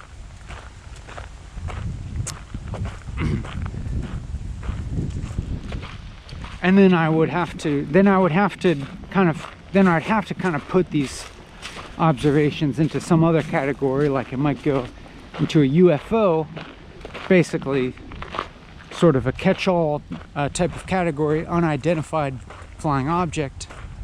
That is, like, I register that perception as something that is not completely, not fully, or that is maybe markedly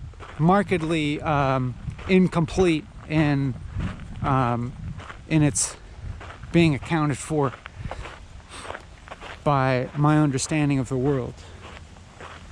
Like that's kind of like how I would describe the UFO, or seeing something like a apparition or whatever, or like some kind of being, or just any kind of sensory phenomena that would stand out as being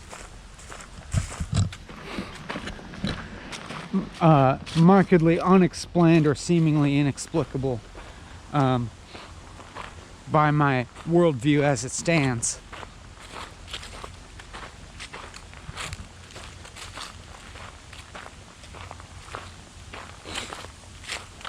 However, it remains the case that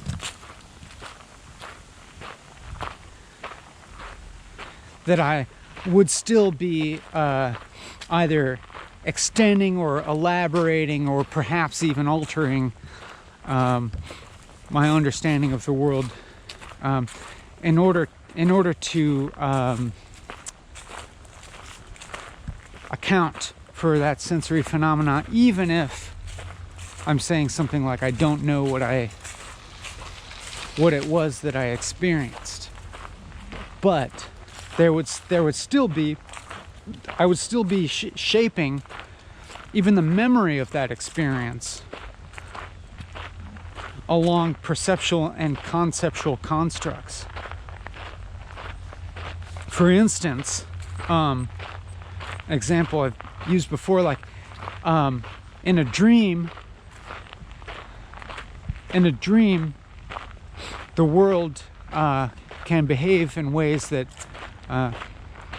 really don't conform to how we understand the, the quote-unquote real world. So, like, I could defy gravity and I could fly through the air, but also I can kind of recall in dreams that things actually do not even conform to linear temporal logic, as in like, or even like spatial logic, as in like seemingly in a dream, like things can have more than one identity simultaneously, as in, like, for example, I can only vaguely recall, like, in a dream, like, it being simultaneously the case that I'm watching a character in the movie and that I am that character in the movie, or the movie is real life, or it's experienced as the real level of reality. Simultaneously, it's a movie going on or something. But even any linguistic description that I can make of that, I'm aware that it's not complete, that it's not actually describing it, because the experience is something that's like fundamentally impossible, that's like, it's actually paradoxical or impossible by the logic of the real world, or the the world that I experience as my waking life or whatever,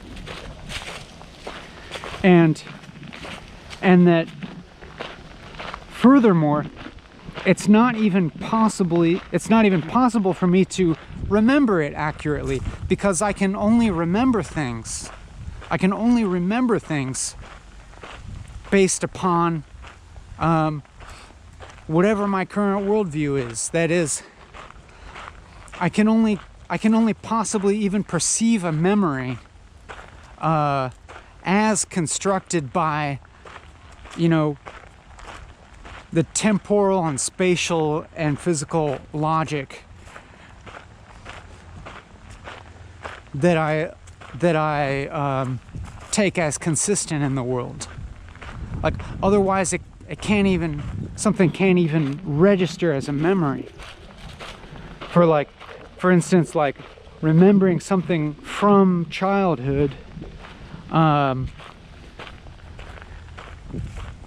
even if it were a false memory or something, or even if I'm aware that I don't fully remember it to the detail, for me to be able to remember something, like, it must at least conform to this temporal logic that there's a continuity of self, that there was a child observer that has some degree of cognitive continuity with who I am as a subject now, who is remembering that. And that it would be, like, definitionally impossible for me to say remember to remember being a different person, as a child or something, or if if perhaps even I say that I have a memory from something like a different life before my current life or something like that, which I don't claim to have any kind of memory like that. Hello. Then it would, even if I, like, say, were someone who claims to remember a past life, even if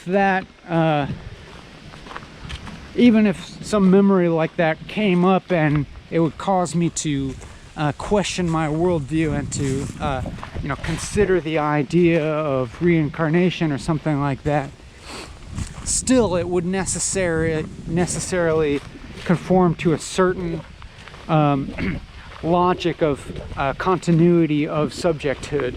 Even if I say that, like, this idea, even the idea of reincarnation is actually sort of like just it's simply another expression of the continuity of subjecthood. This idea that there's a more fundamental soul or perceiver or witness or experiencer that travels from identity to identity. That actually what that is saying is that the fundamental identity has some independence from different bodies and different lives or whatever.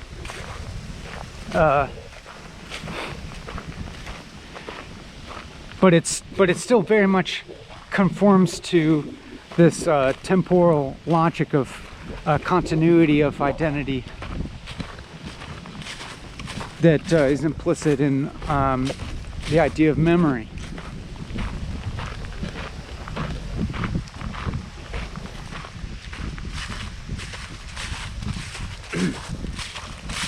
Now, what was I getting at here?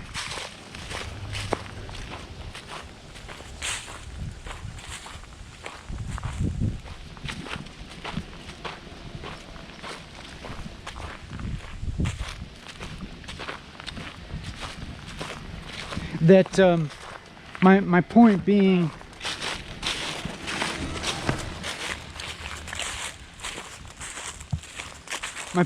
that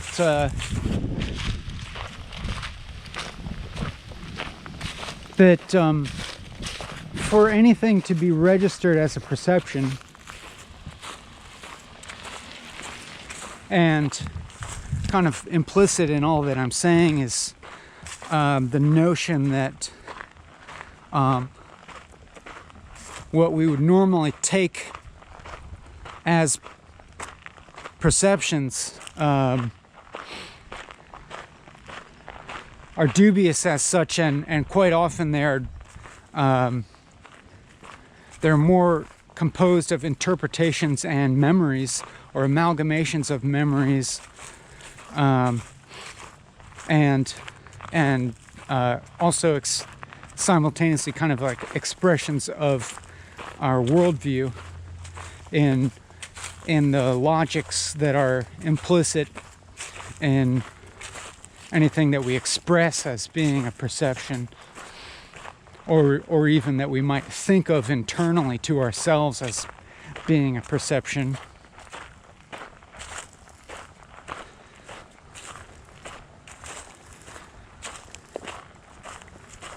And a memory itself is a type of expression, obviously, that can only occur in quote unquote the present. Like, I can remember things, but I can remember things from the past, but my act of remembering them is necessarily in the present, quote unquote. I mean, I'm putting the scare quotes around the present. I don't necessarily need to do, but just as following our previous investigation of, like, can we find the present where, at least to me, you come up empty-handed when you try to locate the present.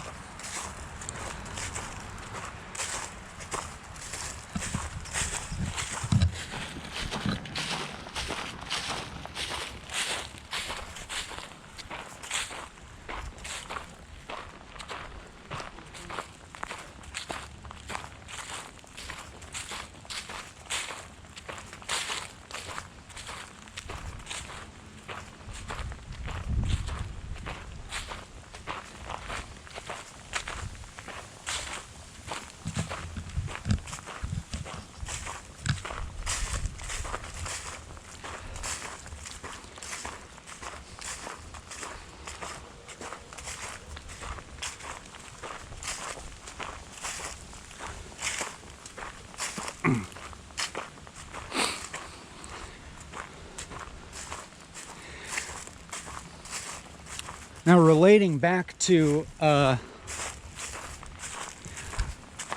what seems to be one of the more salient questions that seems to be structuring this walking and talking, that is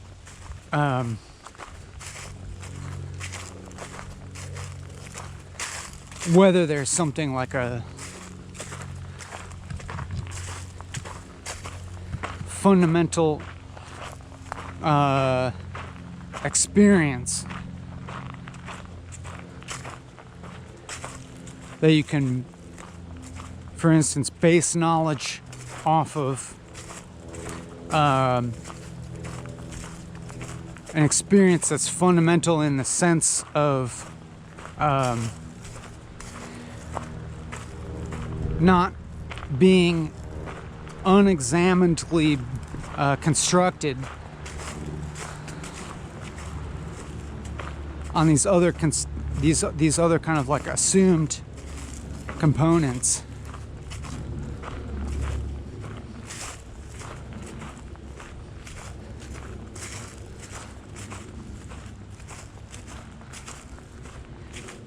And I'm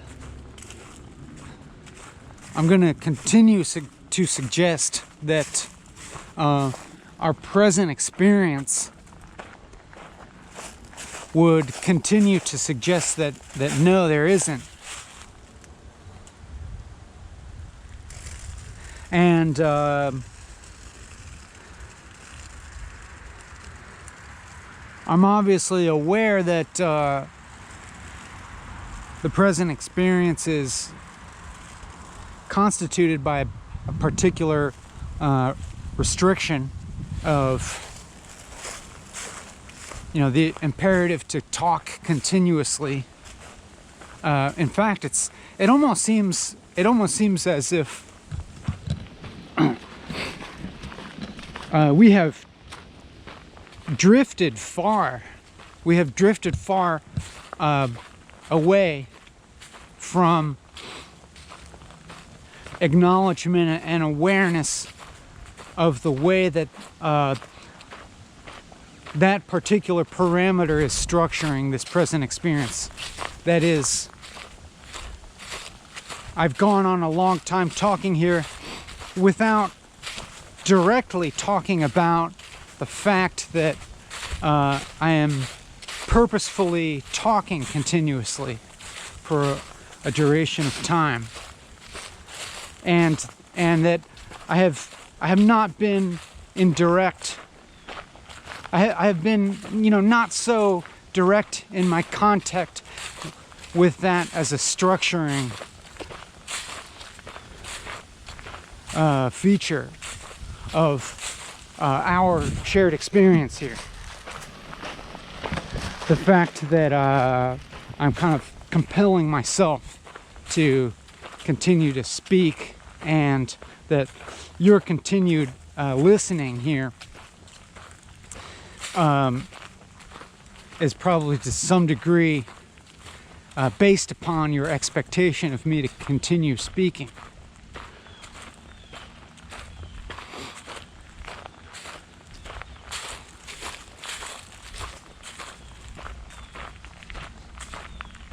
And so perhaps this could be an example of a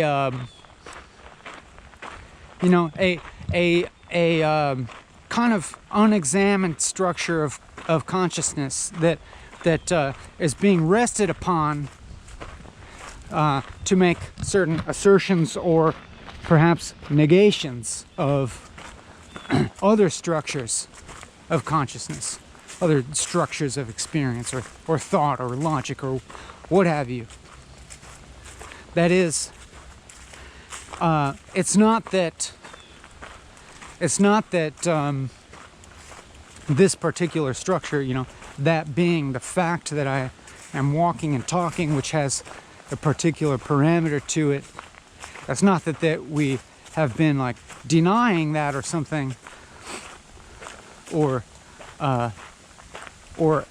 obfuscating it or anything. It's simply that it seems to me that for some time of talking here, that fact has not been a direct object of awareness, and so in a sense has moved at least into the background of awareness, or perhaps outside the boundaries of our awareness. That we're thinking about other things, and that moves outside of our awareness. And then the question becomes, if it's outside of our awareness, is it actually a part of our experience, or is it only a part of our experience in our sort of retroactive interpretation of our experience? I would say kind of the latter, that it's actually that the fact of walking and talking is only at times a component of an interpretation of our experience, even though at other times it may be a little bit more directly a component of our experience. In the cases where, for instance, now seemingly I seem to be addressing that structure as a component of this experience more directly.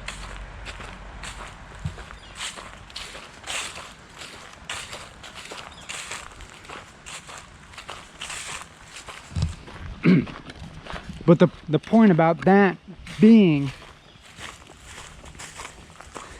when I'm going on and asking these various questions about the nature of experience, or asking kind of like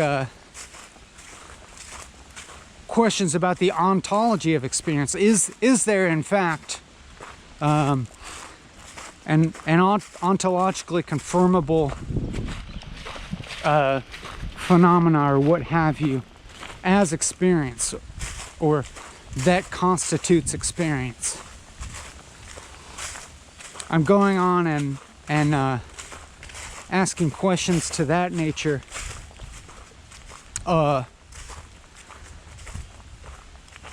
while having kind of mentally drifted away from my awareness of the particular structuring factors of this experience, that being the walking and talking, the concept of walking and talking, and how at every moment of talking I am still doing this thing.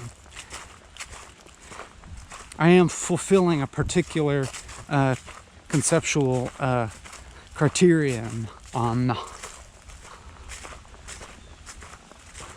or I am abiding by certain rules that I've set for myself.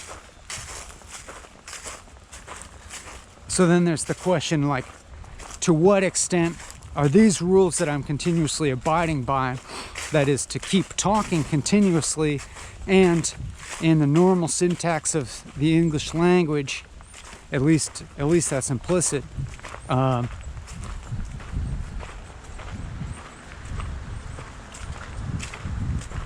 to what extent is that shaping the outcomes of the types of questions that I'm asking? Or to what extent is it shaping the types of questions that I'm asking at all? Or to what extent is it, to what extent is that a significant factor in the idea, in the very notion of asking a question at all? Is it is the supposed answer, or lack thereof, to the questions I seem to be posing, to what extent is that an artifact of the would-be unquestioned structure of thinking that is the act of asking a question. That is, or another way to say that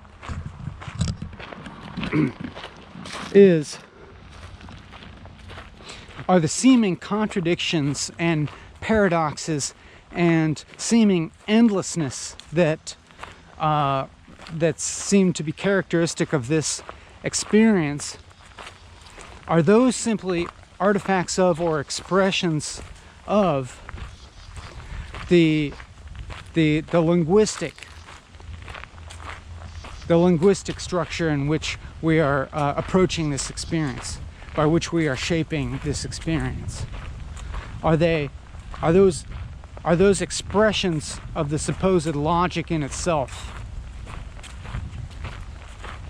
And I think you could say yes. I think you could say yes. But at the same time, the degree to which this is self-reflexive, that is, the degree to which we are addressing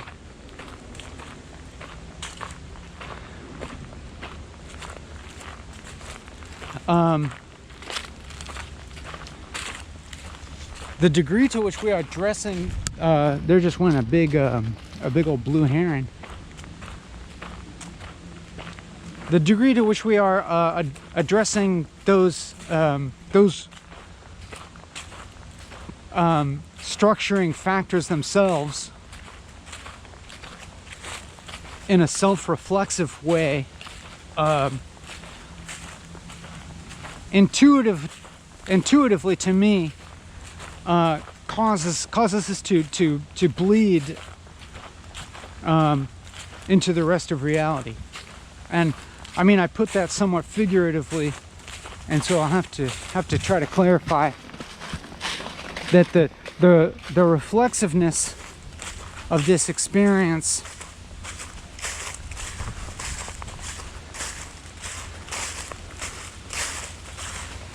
in some way creates its own kind of totality, or how can I put this?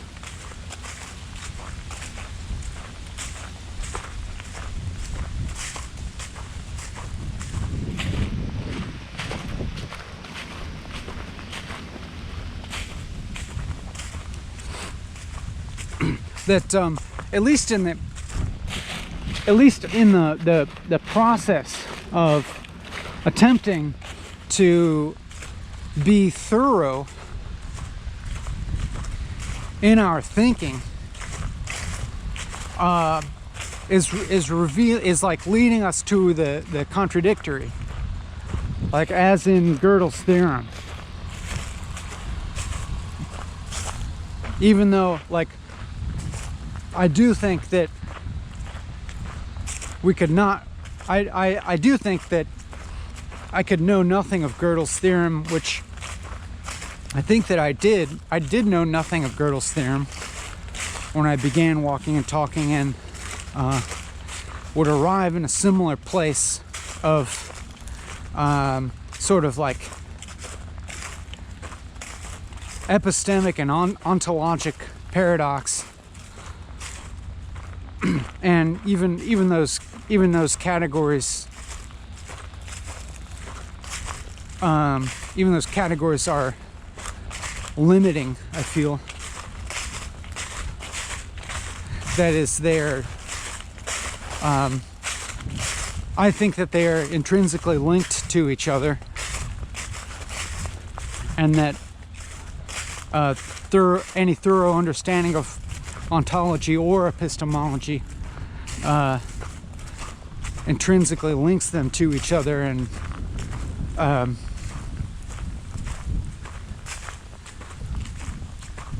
anyhow,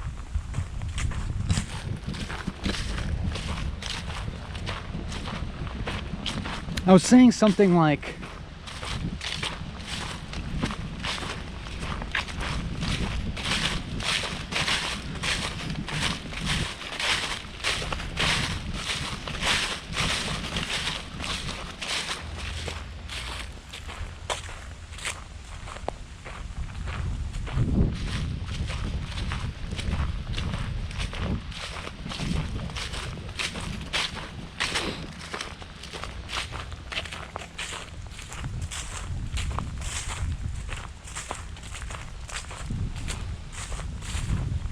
what am I saying? I guess that what I'm questioning is okay, what is the extent to which the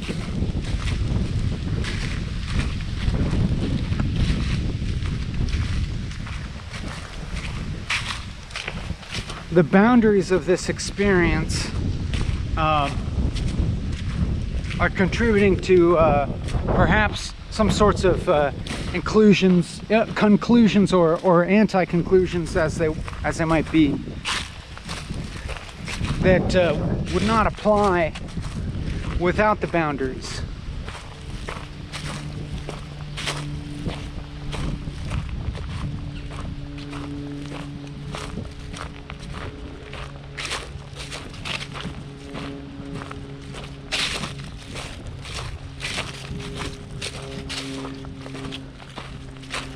But first, I guess I would have to define what types, what actually types of statements are being made here. What conclusion or absence thereof is being made. Well, supposedly it's of the. Supposedly there's a claim being made about the paradoxical nature of reality, and by reality meaning all of objective and subjective, ontological and epistemic.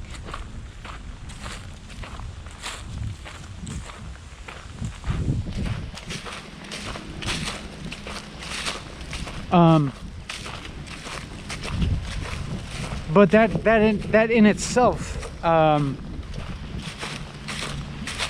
can't actually be taken as a conclusion. Like, that's just to say something like reality is paradoxical, kind of on the surface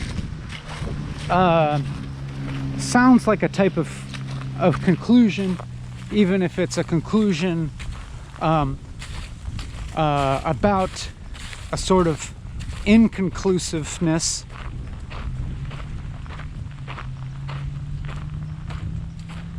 Even if it's a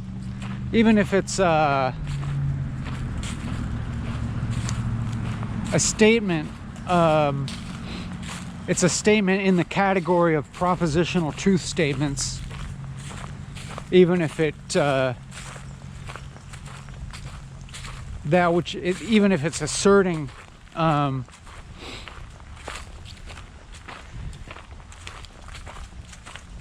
impossibility of complete truth.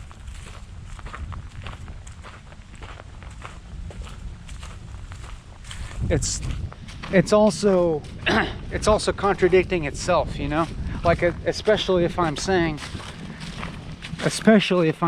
that reality includes objective and this, you know, so-called objective and subjective, and if we take, you know, the prior investigation of perception and cognition, and kind of like exposing the sort of groundlessness on which they rest or seem to rest, and the inextricability between the subjective and objective, the entanglement, as it were, with the perceiver and the perceived.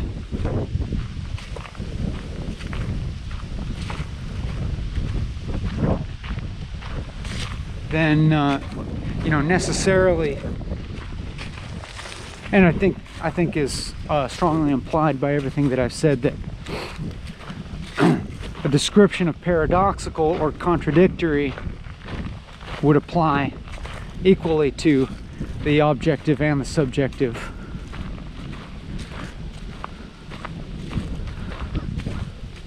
And if I'm saying that it applies to the subjective, that is like,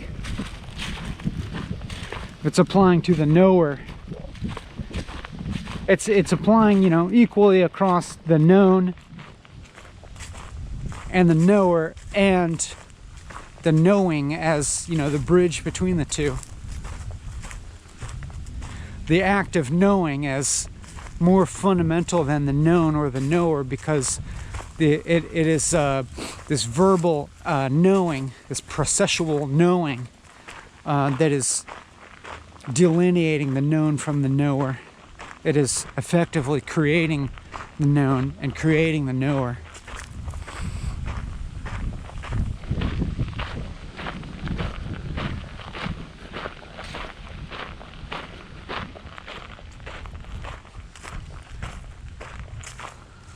And so if I'm saying knowing is paradoxical, which is effectively what I am saying,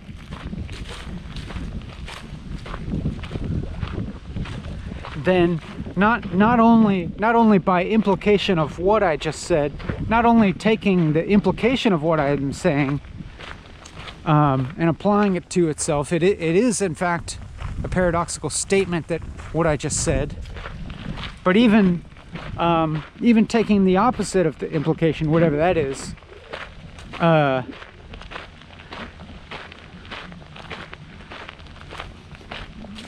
do I say this?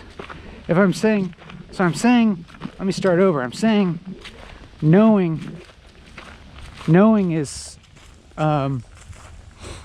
is self-contradictory or paradoxical.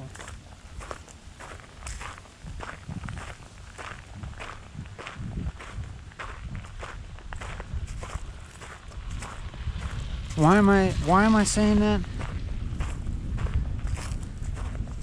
Because I'm saying that because knowing itself, if we investigate it in either the objective or the subjective direction, if you investigate knowing in the outward or the inward direction, you'll come up with an infinite groundlessness. Because in either direction, you loop back to the other side. As in, for instance, in physics, when we are steadfastly observing in the objective direction, and then, you know, just as our observation seems to be reaching the finest possible granularity and accuracy in quantum physics, then it loops us right back around to the perceiver, the knower, the observer.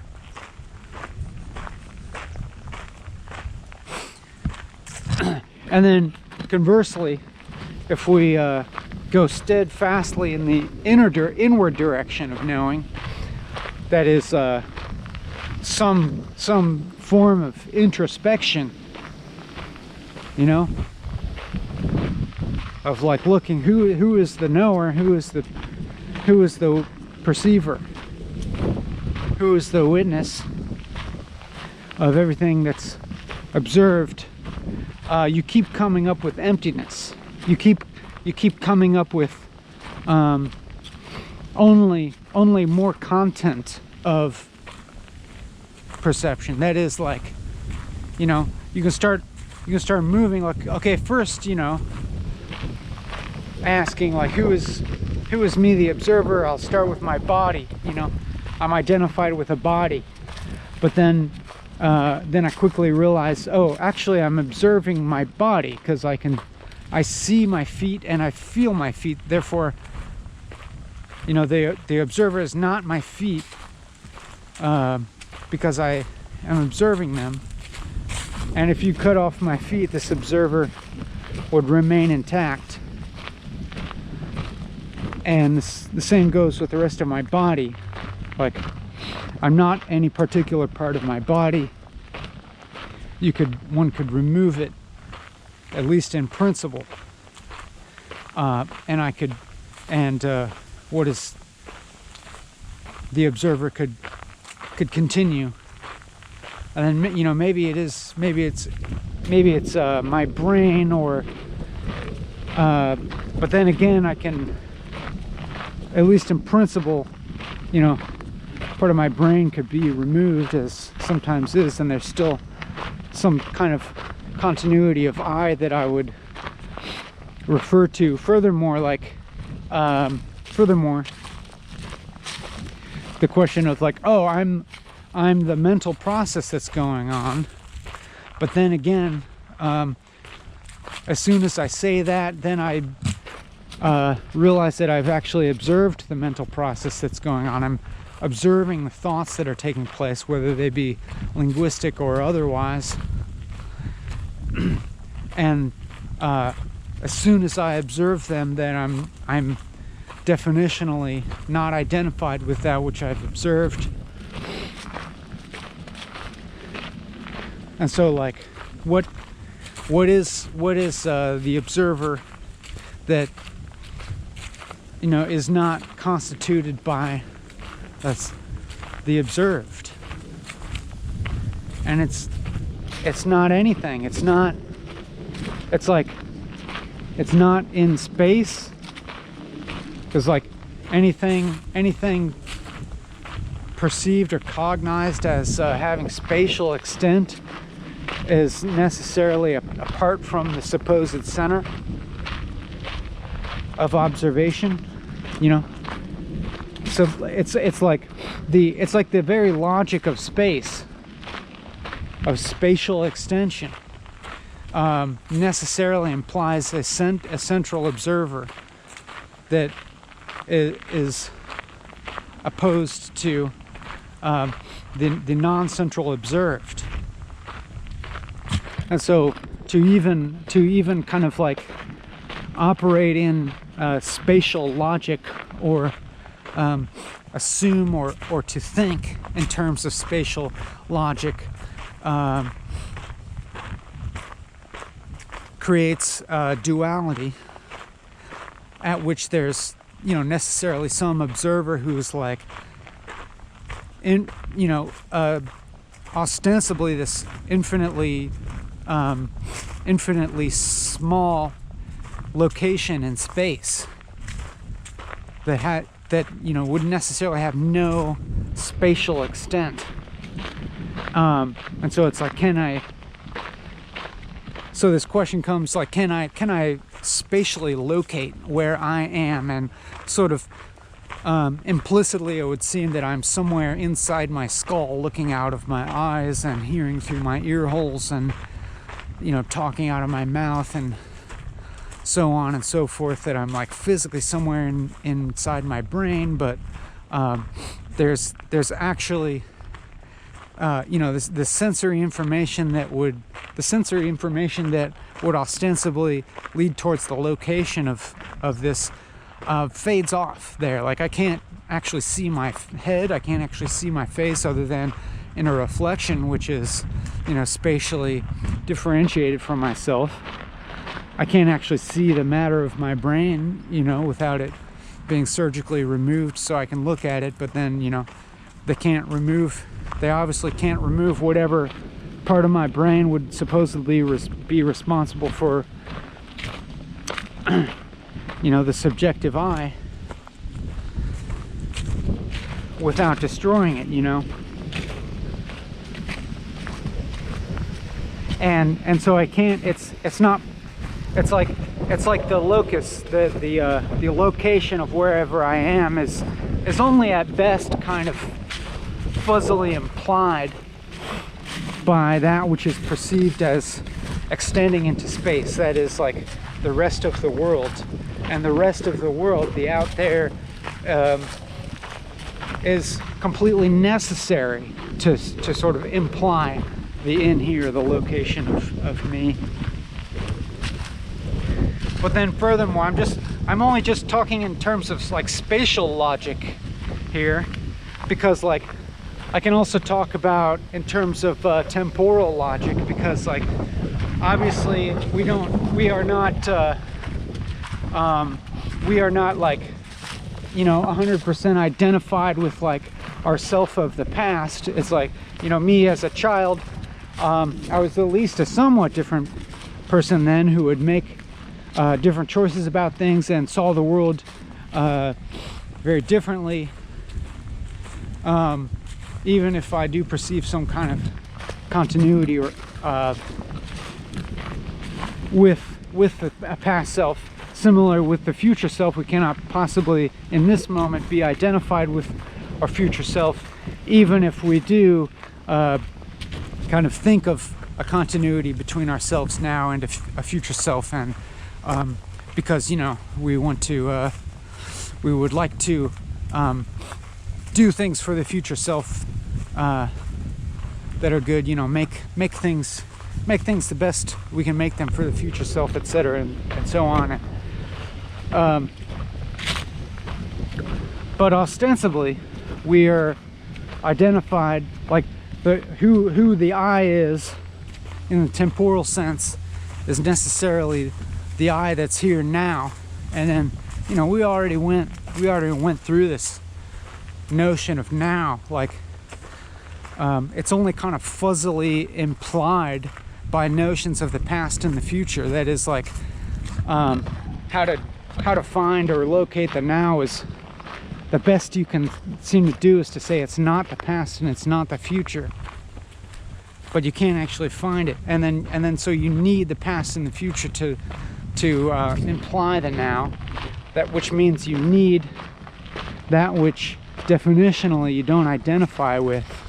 That is, I need my supposed past experiencing self, and I need my supposed future, you know, not yet extant experiencing self as reference points with which to approximately try to locate my present experiencing self. But then, you know, even when I try to hone in and have some kind of apprehension of my present experiencing self, like who am I right now, as I've sort of described earlier, like, and you can obviously, you can just test this out yourself. Just try it, asking yourself, like, where or when is the me in the present? You know, where's this present that me sort of exists in? And see if you can, you know, without any doubt, grasp it or perceive it even. And what I'm saying is that it's actually always necessarily absent. It's like it's never seen. But also, not only is it absent in spatial logic and in temporal logic, really any sort of logic it's absent in. Say like any of the supposed aspects that constitute myself are not in themselves myself. You know, they're an aspect of myself that is only given in some kind of meaning in reference to some kind of other, whether that other is someone else or something else, or some other supposed aspect of myself. That is, you know, supposedly it's in this web of interrelation where what would constitute the self is, and to say that is implicitly to say that the self is constituted by that which is other, which is then itself a contradiction in terms. Like, who am I? I'm other, you know? Like, who is myself? Myself is something other than myself. Well, you can't really escape it in any kind of honest way. I mean, maybe in some, you know, sort of like emotionally honest way, you can say something, well, it definitely feels like I have a self, you know, like all these things feel real. And then therein goes like another expression of this same contradiction that I'm talking about, like in a logical sense, in any way that I can think of, in any way that I can even conceive of. There's no self, and there's no other, and there's no experience. You know, and I'm talking about experience as being, in one sense, more fundamental than the experiencer, the self, or the experienced, the other, because experience being like the bridging phenomena that creates the experiencer and creates the experienced, creates the self and other. And what I've been saying this whole time is basically there's no experience. And then we can say, just like, so obviously, well, how can that be? How can you say that there's no experience? Aren't you saying this? Isn't even saying this, or hearing it, or understanding it, or perceiving this, doesn't that require experience? And then I would say, yes, it does, and it's impossible.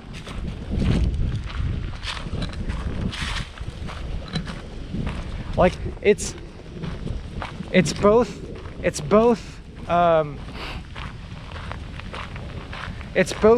incontrovertible that there is not such a thing as experience, and it's impossible. Like, or to say it in the other way around. It's impossible that there's experience, and yet here it is. Obviously.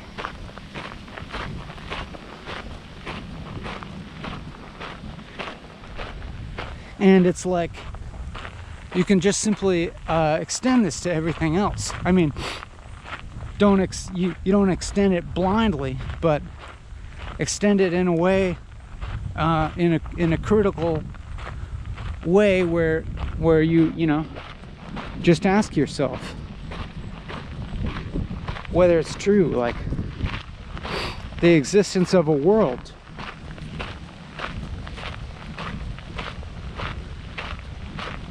Like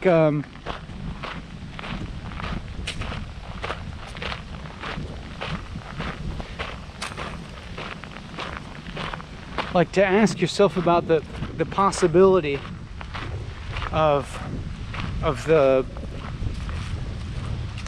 world that we exist in existing itself, of a reality, you know.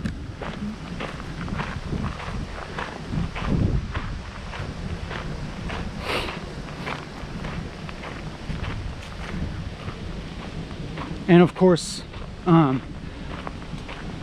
there's, you know, a common talked about question of how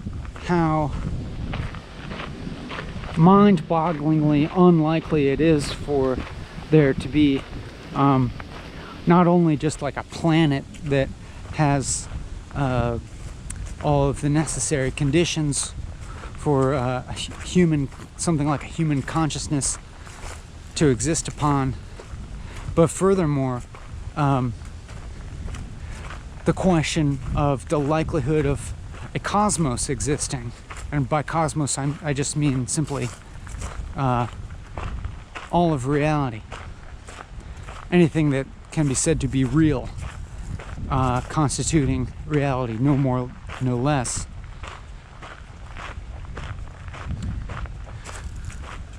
Like if you have, ask any cosmologist or physicist or whatever, like, or physicist, like,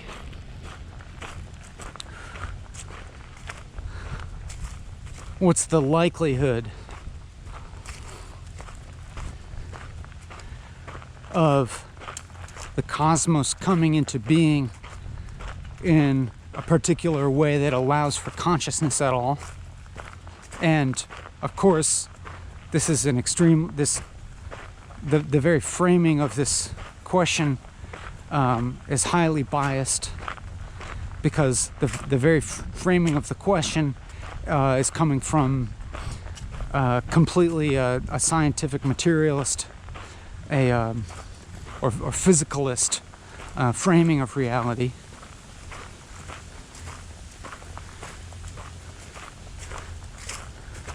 Which, is an important assumption to examine. That the physical is primary, and that, there's very much evidence to suggest that it isn't.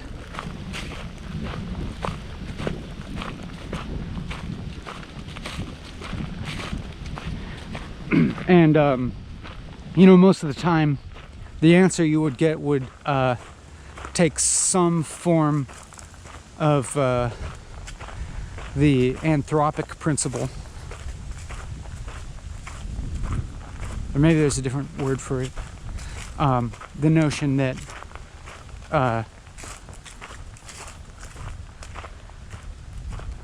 for all the instances in which a cosmos has or could have come into existence that does not contain the necessary conditions for consciousness, there is no consciousness of that cosmos. And that's why we exist. That's why we see this. That's why we observe this particular cosmos that is conducive to consciousness, because it's conducive to consciousness.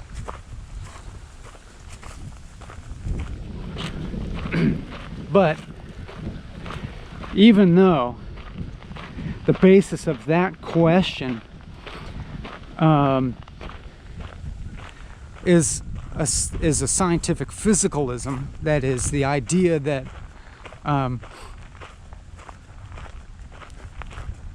the physical universe is primary to consciousness, and consciousness is like an epiphenomenon of the physical world. That is the implication in this idea that there are these other cosmoses that have come into existence, or exist, like, perhaps simultaneously but spatially removed, or exist in the past or the future, or somehow other than this one, in which the conditions for consciousness did not arise, but then kind of theoretically you're saying that there is some sense in which these other cosmoses exist, but they are not observed because there's no consciousness in them. And then you have to ask then, in what sense do they exist if there's no consciousness in them? And so this kind of boils down to the tree falling in the woods question. If a tree falls in the woods and there's no one to hear the sound, does it make a sound? And for me, this kind of question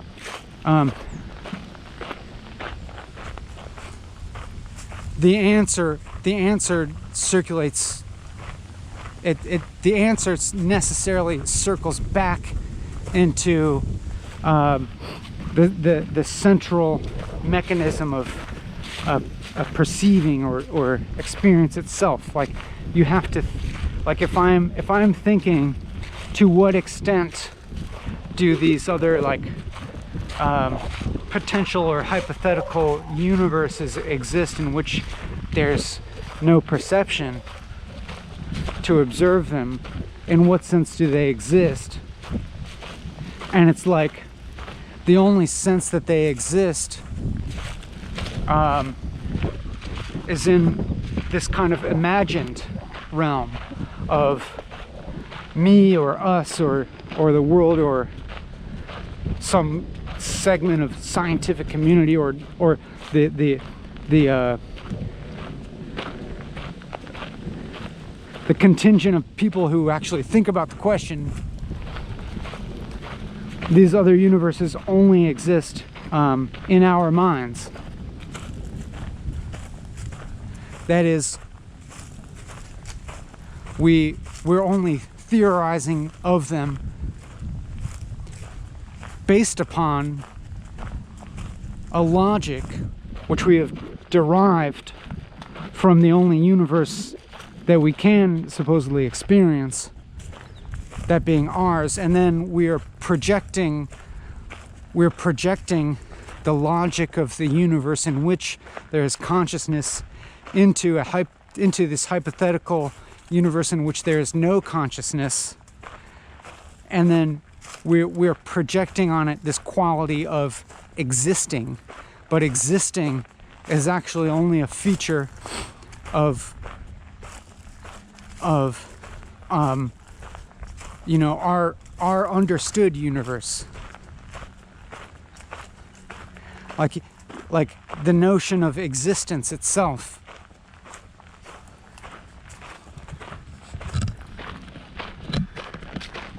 I'm saying does not actually exist in the same way in these other hypothetical universes. That is, they don't exist other than in our minds.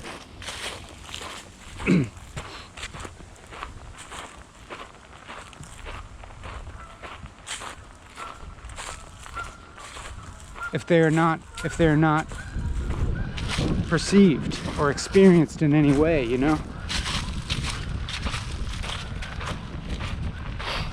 But then it becomes necessary to follow that logic even further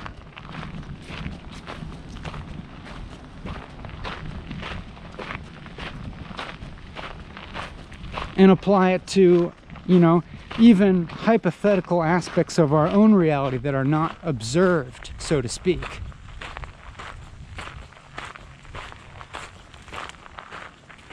Like, you know, the tree falling in the woods. Does the sound exist if nobody perceives it? And then you can ask that question even in a very like supposedly rigorously scientific way, where okay, then so we have to talk about what sound is, and it's you know, vibration and air molecules, but also to talk about what sound is, then you also have to talk about the human mechanisms of hearing and the ear and the way that the ear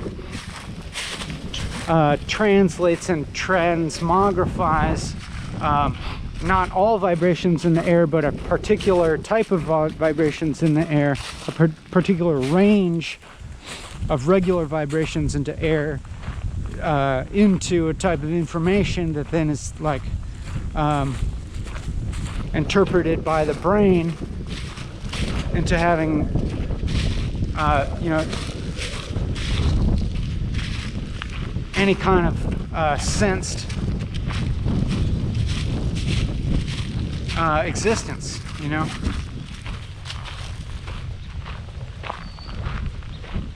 So it's like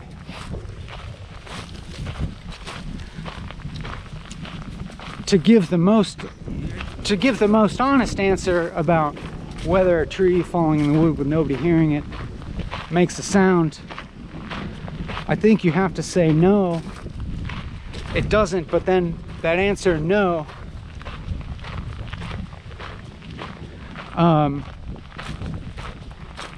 is redirecting our attention to perception and awareness and consciousness itself.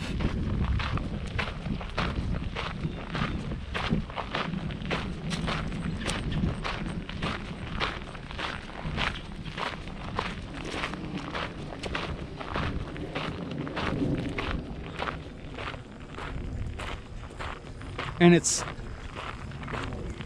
it's necessarily saying something about the relationship between the objective and the subjective.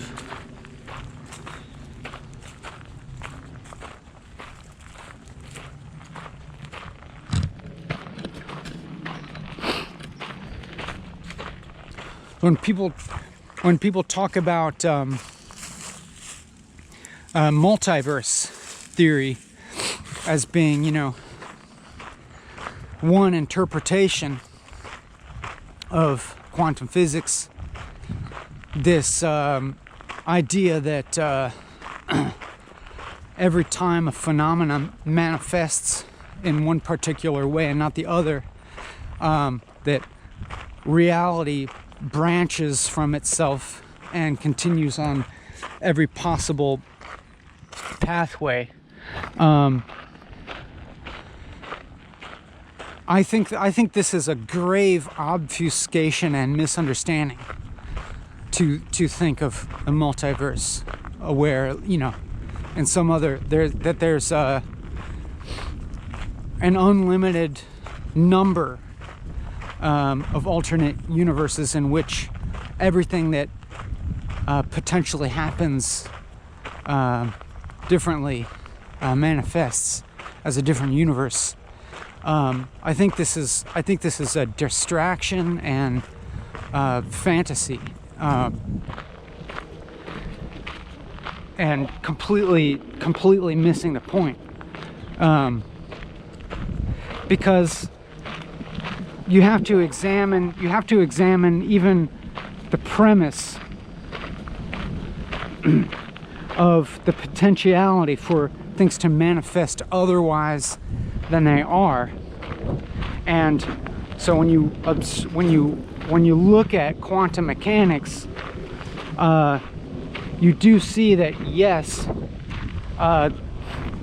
reality exists as potentiality before it's observed with accuracy, and that once it is observed, then it takes on this immutable characteristic of then becoming the past, or becoming concrete reality or whatever. But then you have to realize that all of the perceptual and cognitive parameters in which anything can be said to manifest at all are in some sense limited and restricted to the mode of perception, or the mode of asking the question. So for instance, like, would you say that it's like this question of things existing in potentiality? Does that mean it's only when in physics a scientist makes an observation of the location of a photon or an electron, that the wave nature of reality manifests into the concrete world? And you have to say no, because there's nothing inherently special about a physics laboratory. Like that, if it's happening there, then it implies that that's a feature of all of reality, and that we acknowledge that the parameters of the question that we ask are defining the potentiality in which something manifests or doesn't manifest. It's in fact the parameters of the question that we ask, or which are, dependent on the parameters of our very perception or cognitive lines that exist in our mind, are cognitive parameters that define then the parameters of the potentiality. That is, the potential for an electron or a photon to manifest in one particular location versus another particular location in a laboratory is completely structured by the structure of the experiment, and therefore the supposed potentiality that exists before the particle is observed is also completely structured by the structure of the experiment. And so, like, to kind of like ask the same question in a sort of more direct to hand experiential kind of way of like, okay, if every possible other reality exists somewhere in the multiverse, you have to realize that even the concept of the difference, that which would be different in a different universe in the multiverse, is completely shaped by our ideas, which are limited. So for instance, like in some other universe, I'm not who I am, I'm a lion tamer or something, and then but then I have to realize that like that is a very fuzzy like category that's bounded on all these particular things, like that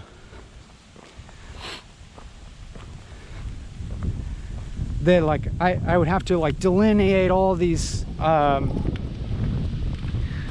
criteria of whether I'm a lion tamer or not, or like what constitutes a lion, because in all these other universes there's like different definitions of what a lion is, and some of them, like lions, are purple, and some of them they look like purple octopuses, and then it's like, and they call that a lion. So does that count? I mean, this is maybe like a lot, but I'm saying like even in a more seemingly fundamental way, say like, because the implication would be that even if one atom or one subatomic particle manifests in a slightly different location, then that creates an entire branching universe in which only one atom is in a slightly different location. But then we have to realize that even this so-called like physical location of an atom, even its supposed existence as matter and its supposed properties of having spatial locality, are artifacts of our particular conception and perception and ways of seeing. And so it's like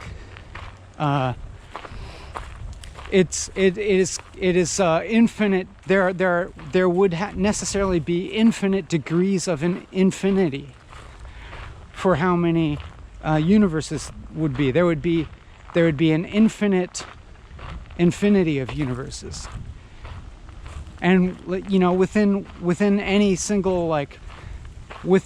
single conceptual category in which you could posit a difference, there would be infinite variation on that.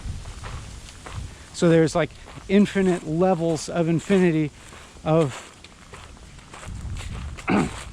other universes that would necessarily exist in this supposed multiverse, and in a way that impossibly exceeds human comprehension. And when it impossibly exceeds human comprehension, it's like it obviously would exceed the types of conceptual boundaries that are characterized by concepts like exist.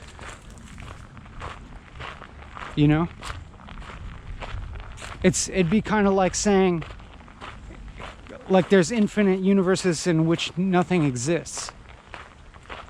Like, what the fuck does that mean, you know? Or there's like infinite universes, you know, it's like there's infinite universes in which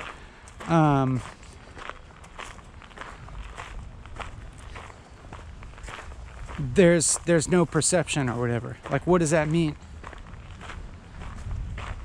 So basically what I'm saying is, like, this notion of a multiverse is kind of a ridiculous fantasy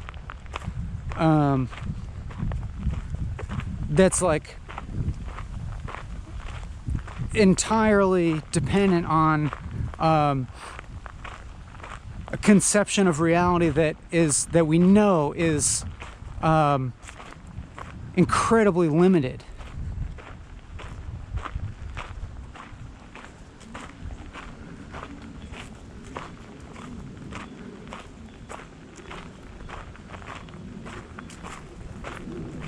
That is to say that, like, when we know that even what we are thinking of as our current universe, this universe, doesn't even have a definite existence, doesn't even have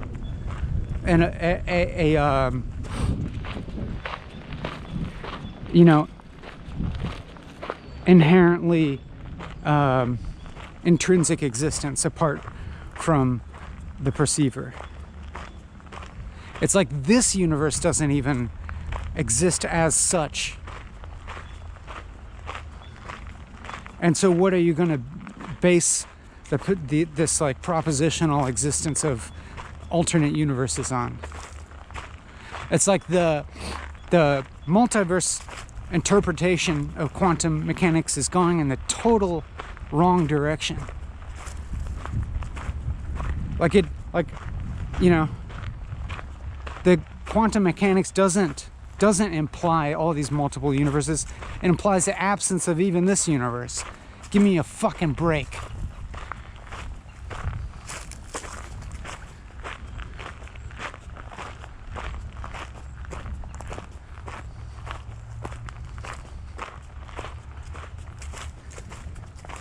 I'm just joking with my, you know, that's just kind of, it's half serious indignation. My indignation is half serious. It's kind of serious, actually. It's kind of serious, but at the same time, everything that I'm saying, you know, taken to its logical conclusion, or lack thereof, is a lack of conclusiveness. That is, even for me to say that not even this universe exists, defeats itself and is paradoxical. So I'm giving these other interpretations. I guess I can give these other interpretations a little bit of a break, because even though they are fucking ridiculous, also everything is fucking impossible. You know, even the would-be reality implied by the falsity of these other interpretations of reality that I'm suggesting isn't possible in itself, because I'm basically implying impossibility as the most fundamental basis of reality. And what the hell does that even mean, you know?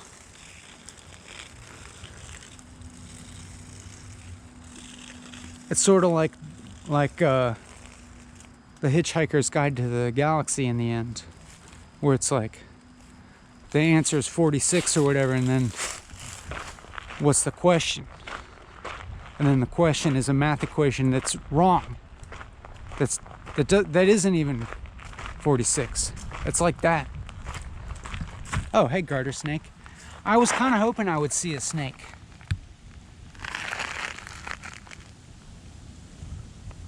And so this makes my day. And yeah, I'm sorry to disturb you're sunbathing, but you should get out of the path because some cyclist is going to run you right over.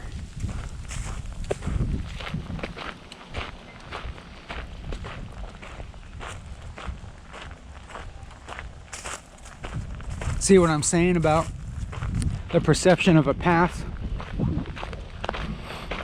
How the perception of a path is directly related to my own or our, you know, human utility.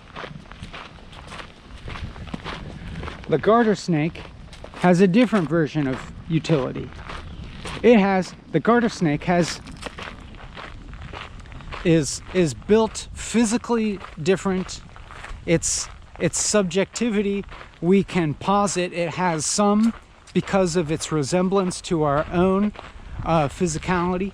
You know, it's like we make these correlations. We correctly make correlations between the shape of our subjective human experience and the form of our physicality. As in, we can observe sense organs such as the eyeball and the ear hole,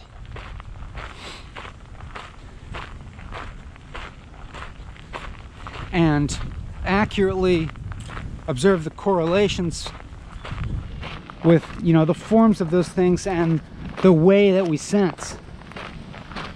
And then we can observe these other beings that have similarities and they have differences. Like the garter snake that we just saw also has 2 eyes.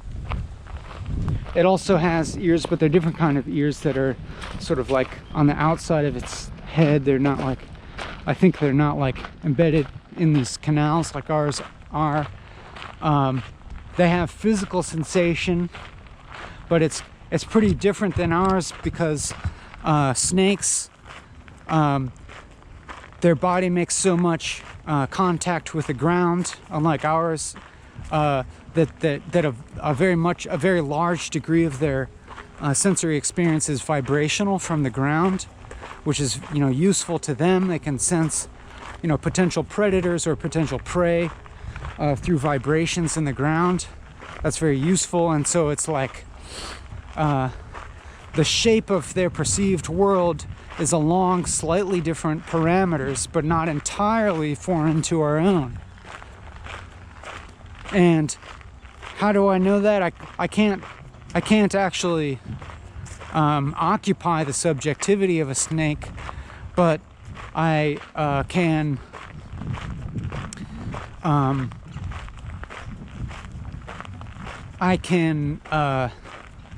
make these reasonable theories based on the correlation between my subjectivity and the connection between the shape of my subjectivity and my observed things that I observe about my body and my sense organs and so on, and then you know,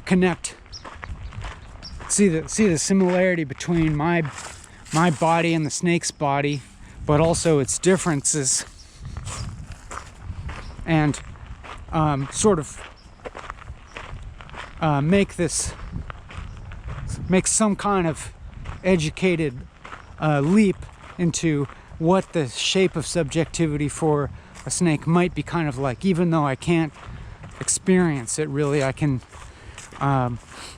sort of imagine it, but honestly I can't fully imagine it, because even the act of imagining for me is necessarily shaped by the parameters of my own cognition.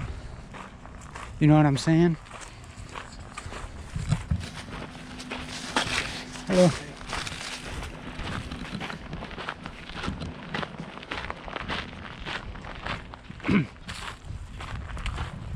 And this is why there's a tendency for me to, or for a human, or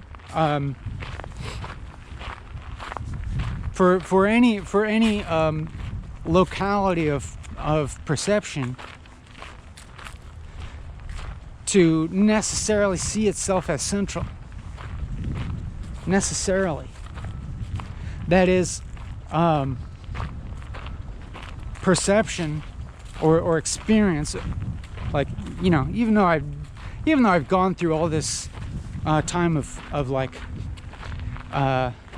casting into doubt whether it even exists at all, but weird, you know, sort of weirdly, but not that surprisingly, really, you can still talk about the shape of things. Like I can still talk about something like the human experience with some kind of regularity, and to some extent talk about the types of experience that are more or less shared across all humans, or at least most humans, you know, accepting outliers or whatever. And I can talk about with some degree of reasonability about forms of experience that might be shared between species, you know, that like that we relate to dogs in some ways, in a certain like emotional way, and that probably has something to do with the similarity of our mammalian limbic system, you know, and that's what we like about them. We like dogs for their like, for the resonance between our that aspect of our experience that is like mammalian, that we share with their experience, that, you know, they like to be petted and like to hang out and sit on your lap and stuff like that, and that you can perceive them having emotions and stuff. And we appreciate the difference of a dog. One of the reasons we might have a dog instead of another person in our house is the dog's refreshing lack of conceptualization. You know, that we don't have to verbally argue with dogs about politics. We like that. We appreciate the difference between us and dogs in that sense.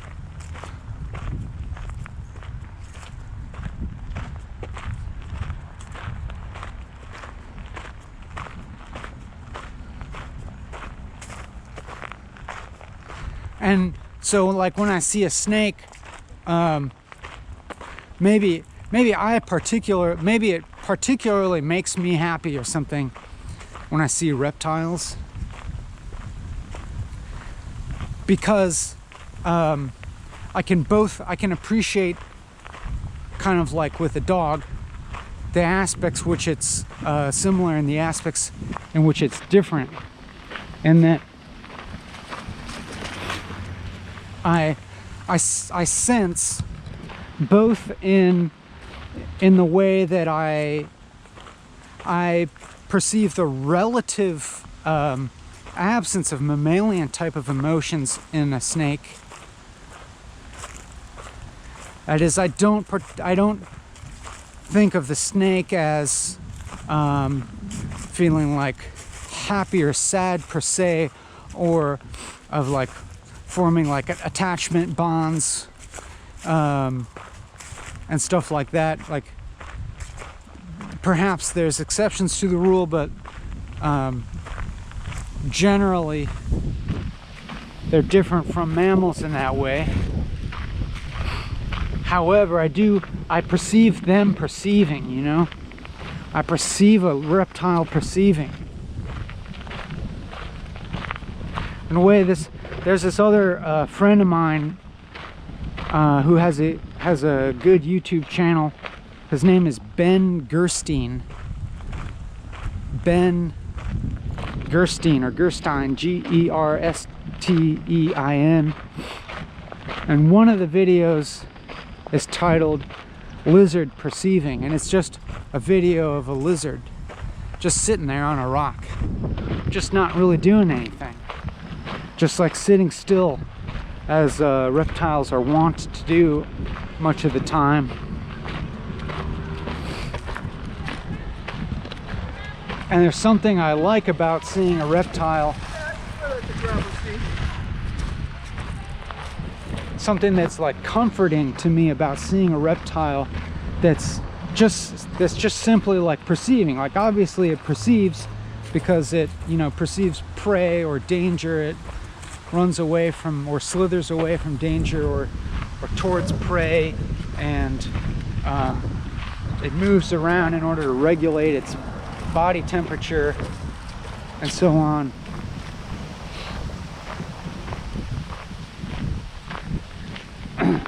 But I can perceive its, I can kind of relate to its absence of, you know, like what I would sort of call like more complex emotions or something. Or at least I sort of imagine its state of being in the absence of those emotions as being in some ways like similar or related to like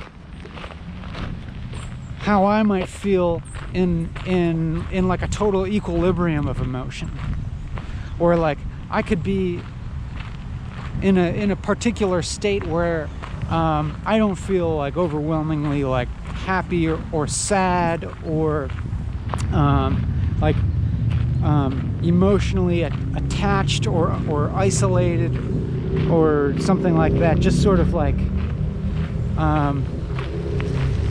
in relative stasis with regards to the mammalian forms of emotion. And I have some kind of appreciation for that kind of state.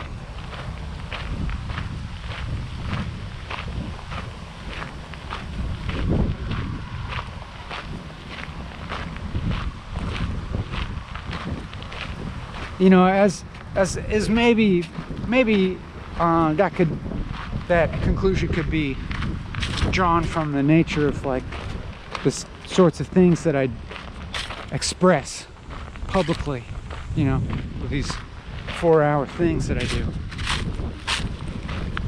Maybe they're in some way reptilian.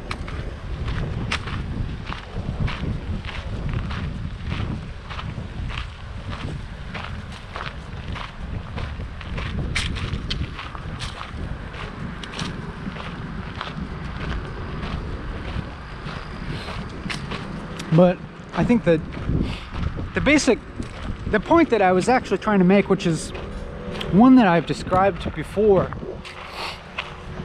is like, so for existence, for example, how I was talking about like this notion of a multiverse and all the potential alternative universes, how that concept is just completely and necessarily constructed upon totally like anthropocentric conceptions of reality.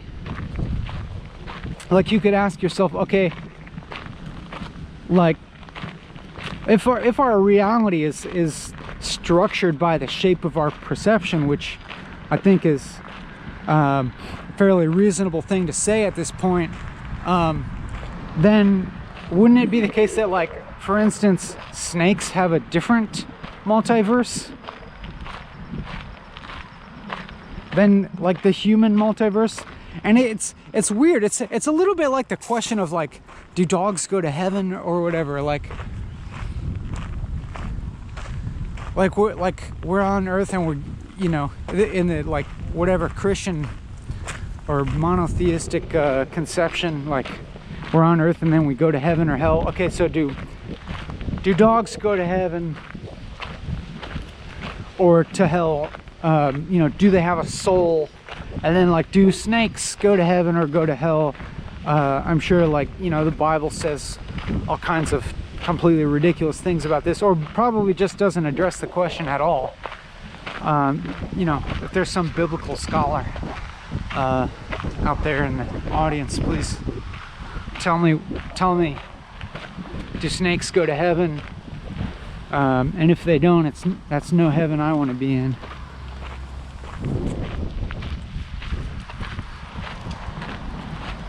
But it's like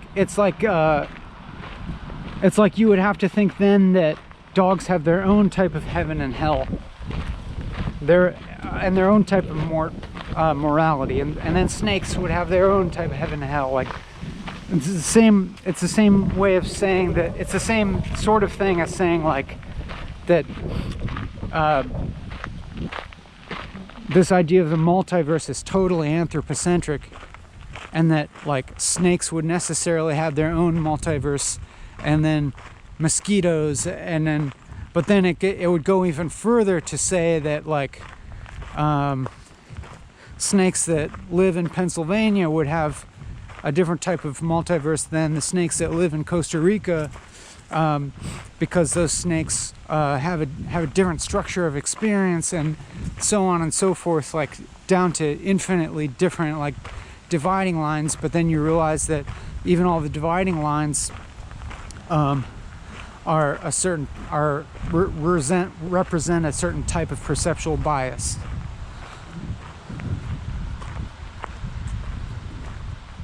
And so it's just like the degree of infinite multiplicity like continues to expand until it would necessarily like resolve into absolute nothingness, if that makes any sense.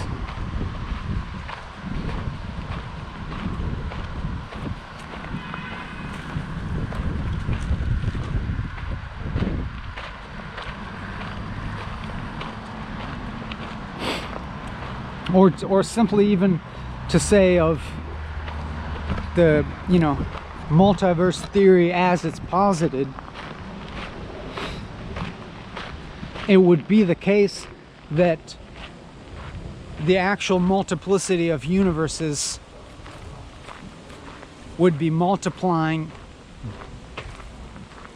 infinitely fast along infinitely large degrees of difference, and the degrees of difference themselves are infinitely large and would be infinitely multiplying.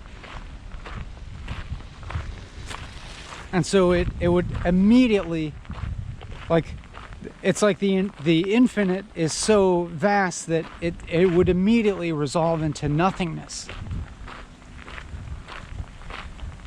Like that it's so infinite that it simply does not exist, you know? And like you can, maybe that seems wrong, like that just because something's infinite doesn't mean it doesn't exist, but then like you have to like look at the definitions of the terms.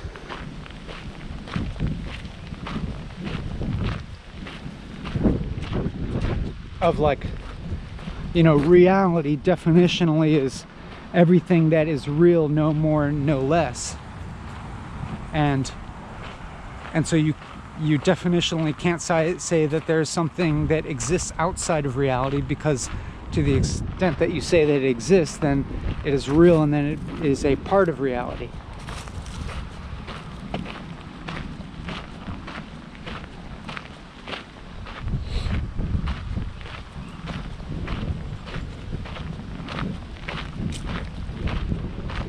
And so like to use the definition of exist outside of reality has no meaning.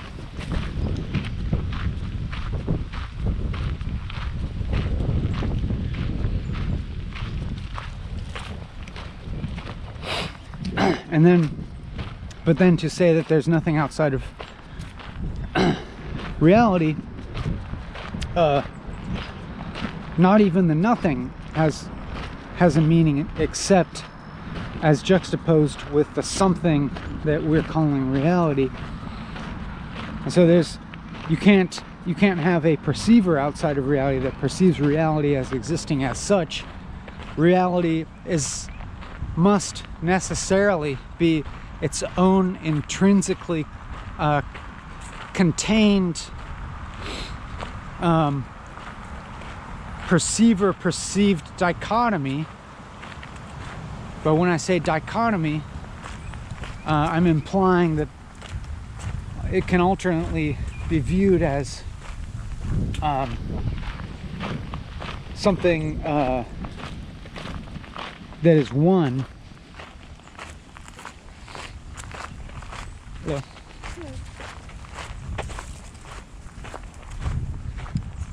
But then to the extent, you know, to the extent that it's like you remove the dichotomy, you remove its quality of existence because of, you know, the act of perception being the thing that divides between the existent and the experiencer.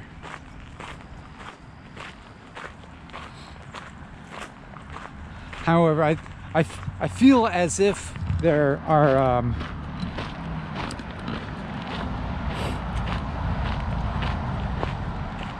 I feel as if the rate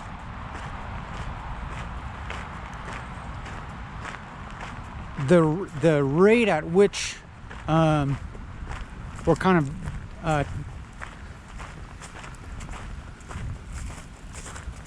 negating concepts here is speeding up to a point of being somewhat bewildering and maybe like threatening the integrity of the language itself. Maybe, and I only say that because I also feel aware of the linguistic ambiguities present, and I feel to some extent aware of, you know, some of these ambiguities flying by without being clarified, and so on and so forth. But at the same time, at the same time that this may appear to me, or possibly to you as well, as a lot of concepts passing by without being fully explored, which in one sense it is, I think that it's at the same time simply one thing being explored in great detail at great length, because in a sense everything that's being said, I believe, can be related to each other. I mean, at very best it all exists within the same linguistic structure, and is necessarily related to each other simply in that sense. But basically what I'm saying is that I think that there's, you know, a potentially infinite degree upwards to which we can be looking at reality, and an infinite degree downwards or in detail. That is, like, we could zoom infinitely in on any particular thing that's being said and never stop discovering more degrees of complexity, or never stop discovering you know, more minutely detailed degrees of the unknown, zooming in, and we could be zooming out to a potentially infinite degree, and similarly never stop discovering degrees of unknown.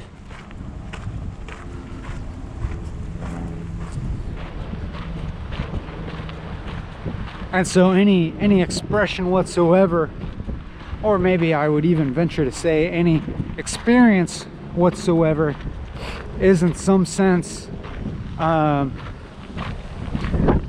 located at an apparent center of infinite degrees of unknowing in any direction. And well, that seems to kind of like correlate with sensory experience, you know, like the idea of seeing. You're always necessarily, if you're seeing itself or at all, or perceiving at all through any sense, you know, absence of even conception,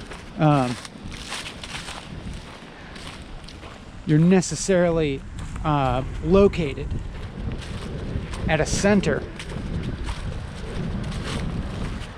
away from which are infinite degrees of unknown.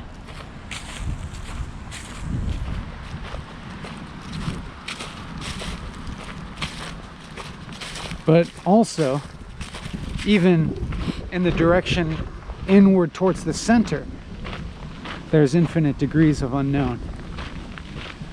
And it's like locality at all, or perception at all, or experience at all is only this transitory, is only this ghost of a thing that seems to exist in the periphery of our awareness, as if experience is only sort of assumed to be there when you're not looking at it.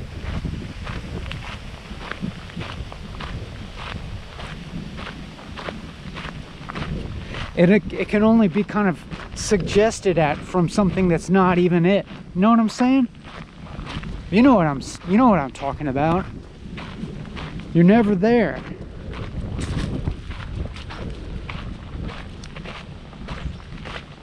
It's like the experience of time is exactly a manifestation of that. That's the thing about time. It's like you're just never there. It's always moving, but you're never even in a particular, you're never even in the now, you know? There's no, it seems to be always moving, but it's never even here. It's never even now.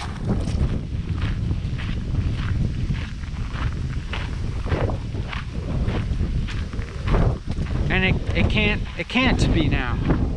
It can never be now. Ooh, a really tiny snake. Is it dead? I'm afraid it's dead. Oh no, it's dead. Is that a baby black rat snake? Darn it, it's smashed, isn't it? Oh well.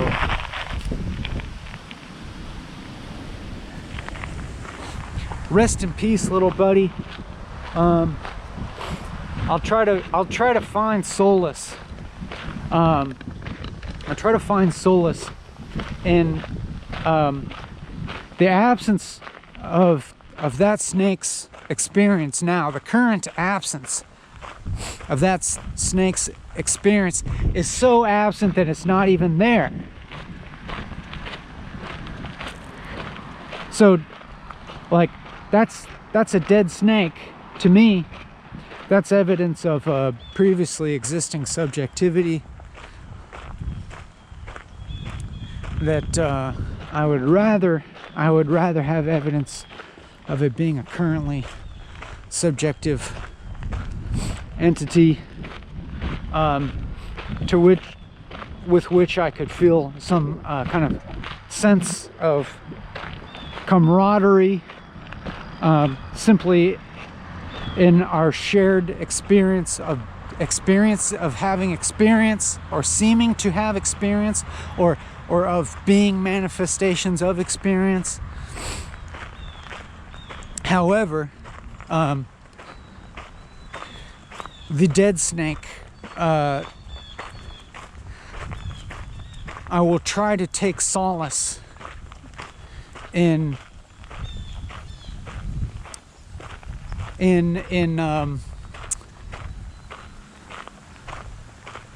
understanding the dead snake as being a manifestation, an external manifestation of an absence of subjectivity that is so absence that it's not there, as in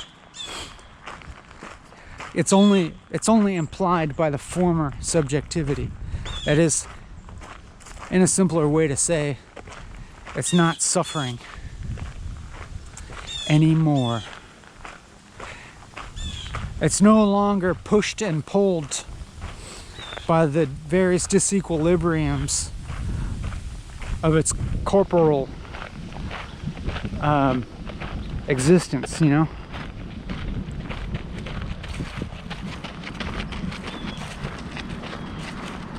I think you know what I'm saying. I can't speak it, you know? It's not totally speakable.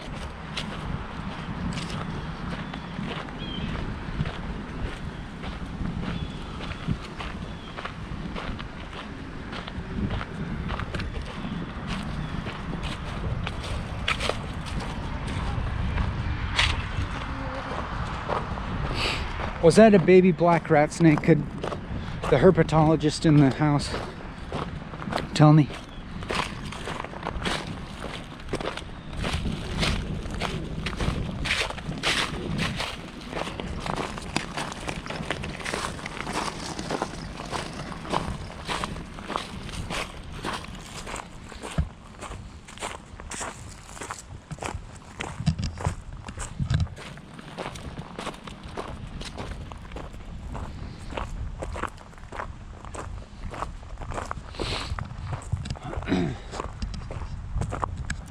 So maybe something worth noting here is that perhaps as a particular manifestation of the sort of what I take to be the inherent endlessness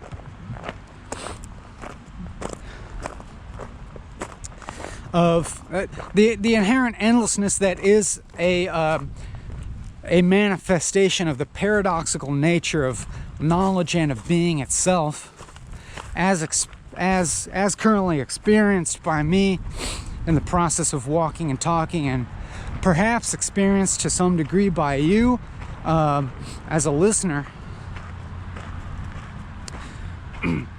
Another manifestation of this, which in one sense we might talk about in kind of like a third-person physiological perspective of me getting tired, which, you know, we could describe in such third-person types of ways of like my glucose being depleted, or you could speak in all kinds of technical neurological ways of my attentional facilities starting to become temporarily drained or something like that, although maybe not too much. I mean, it's not really possible for me to fully judge from my subjective perspective, but you as a listener would be capable of forming a third-person judgment, or a second-person, whatever that means, of my relative degree of attentional capacities in the moment, and you might be able to form an interpretation of what I'm saying and the way that I'm saying it, that consists of these third-person analyses of maybe I'm tired and so on and so forth.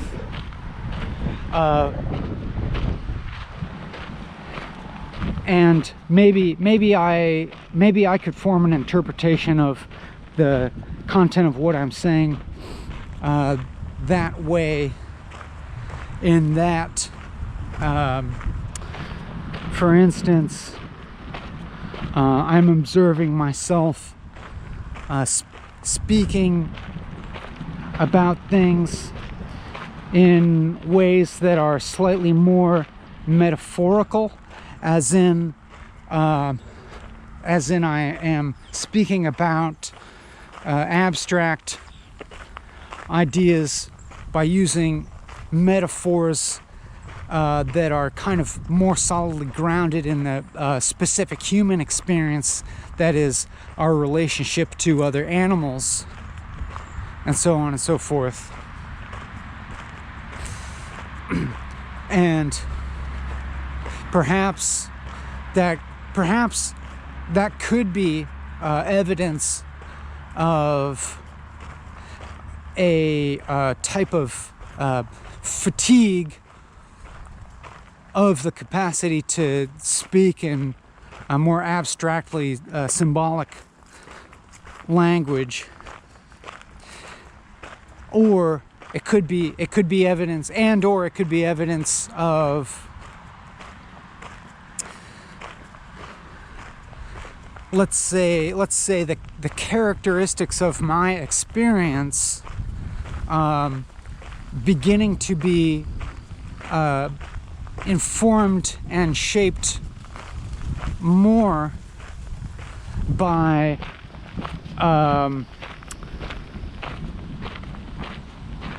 sensations that are to a degree perceived more as physiological, that is relating to my body and its states, instead of what might be described as more abstract types of thought that would pertain to the non-body, or something, maybe, or something like quote unquote transcending the body, or something like that. As in, just for example, talking about my relation to a dog, a hypothetical dog, or a real snake that's alive, or a real snake that is dead.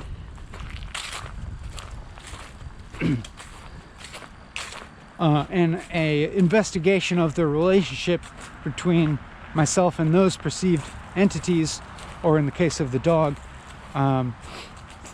hypothetical entities,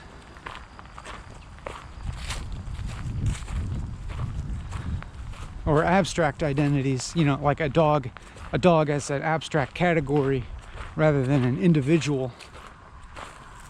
But similarly, even though there are individual instances of snakes encountered on this walk, interacting with snakes as a more abstract category of entity,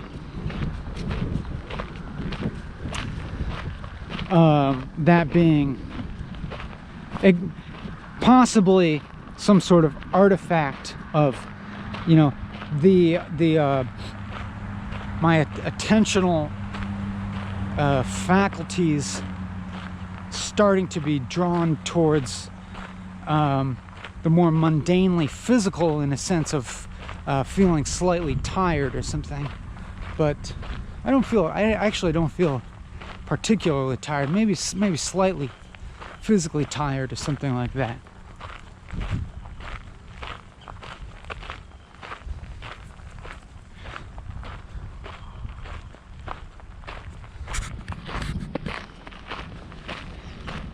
Anyway, I feel a little unclear about what exactly I'm talking about, which in itself might be another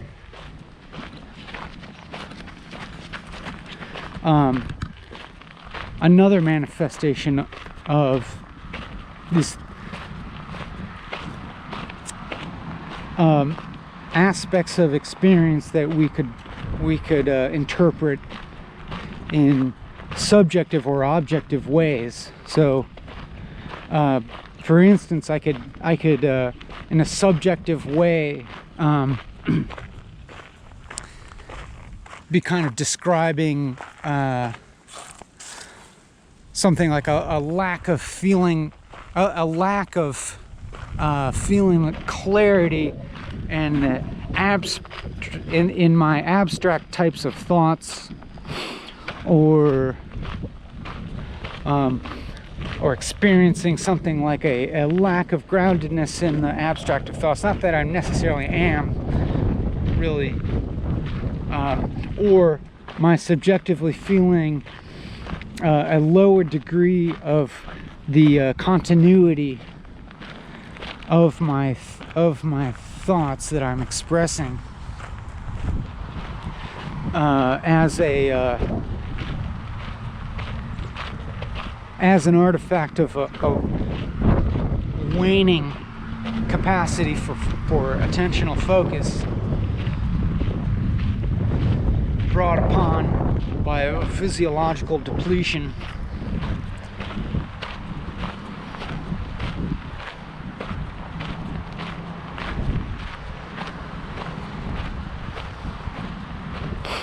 I guess actually I just mixed a lot of subjective and objective terms there. That is actually what I just described as, and initially I said that I was describing my subjective experience, and then you'll notice that in a sense I pretty much used objective terms about, you know, well, I guess a concept like attentional capacities contains some kind of ambiguity as whether that's a objective or subjective term, like because like what is paying attention, I think is always defined fuzzily or really undefined, as like if your attention is, if we talk about, you know, like a ADD child, like their attention is jumping around or whatever, it's like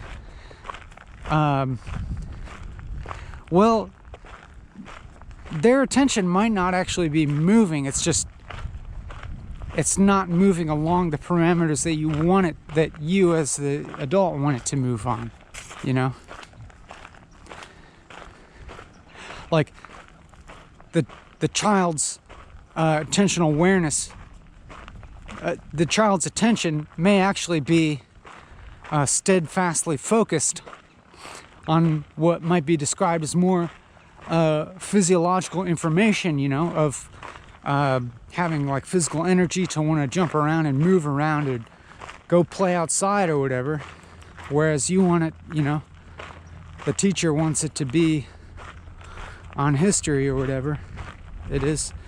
Anyhow, I'm just like here I am, kind of sort of diverging, really diverging into like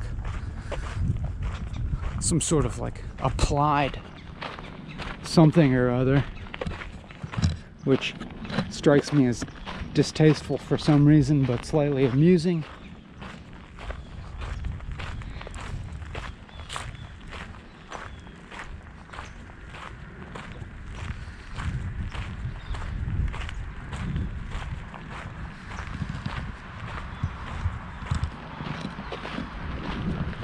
My point being is that what does it mean to pay attention? What does it mean to focus on one thing for a long time?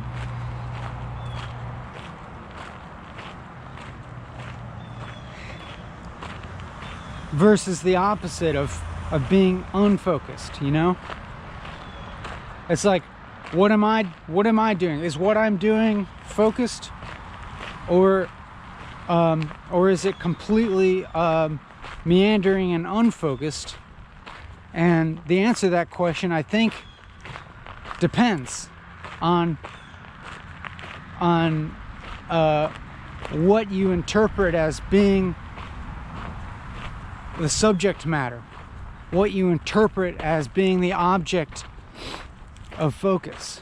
And you could come up with a conception of an object of focus that has been focused on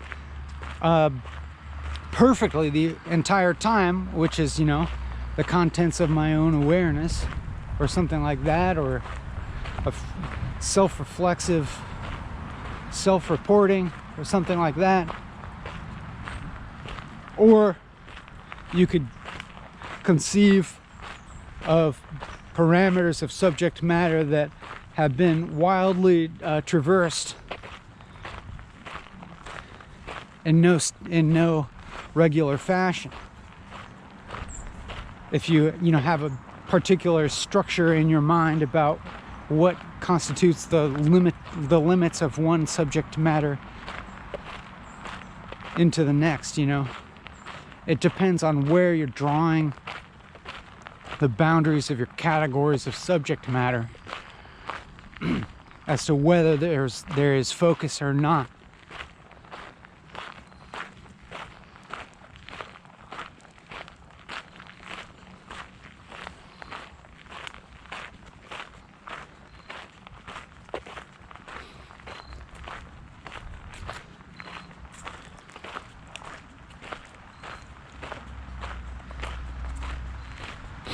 And it's just like whether you are perceiving something as sameness or difference, whether something's the same as something else or whether it's different than something else, completely depends upon the parameters of your categorization of a thing.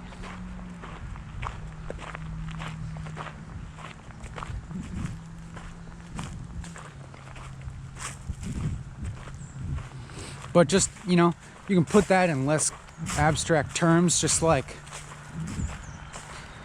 what kind of typifies sameness for you. Maybe it's going to the same damn job day in and day out. It has this dreadful quality of sameness. I'm going to go to the same damn place and do the same damn things day in and day out. But then, if you actually look at it, that's not actually the case. You don't actually, when you go to the job, it's not exactly the same every day. If it were exactly the same every day, then a robot could do it and you wouldn't even be necessary. Not even a robot, a machine could do it, and you wouldn't be necessary. Maybe that is the case.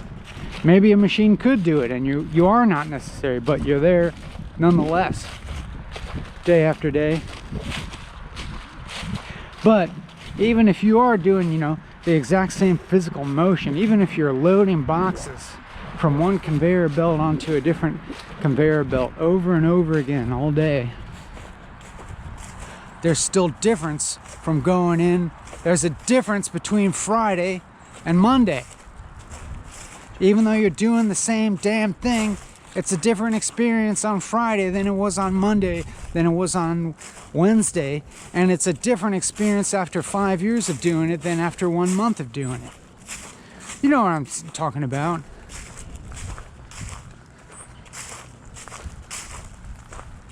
Or like, for instance, like a romantic partner or something. It's like you might dread the sameness of seeing the same, of interacting with the same person every single day for years to come, and so it's like need to switch partners every 6 months or whatever. Keep it different. Keep it different. Keep some variety. But then it's like that experience in itself becomes a type of sameness. It's like same 6 month relationship over and over again. No depth achieved.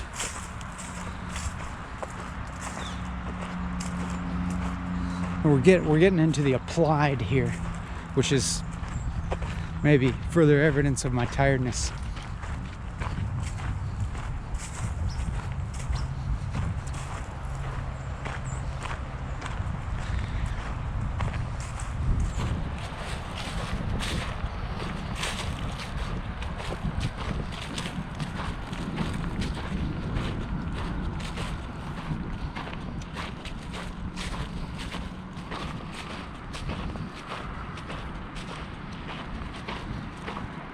But fortunately, I think we're I think we're close to or at the end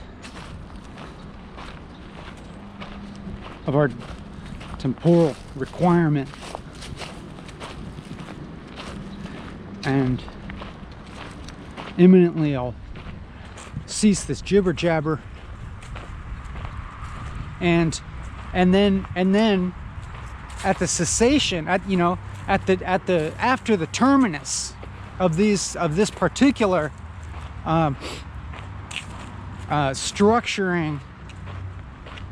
structure of our experience, the walking and talking, we can stop. I'll stop talking, I'll stop recording. That was funny that the camera obeyed what it perceived as a voice command from me, and did it. It would have been a funny way to end, but I decided I had to finish my thought. You know, I'll never finish my thought.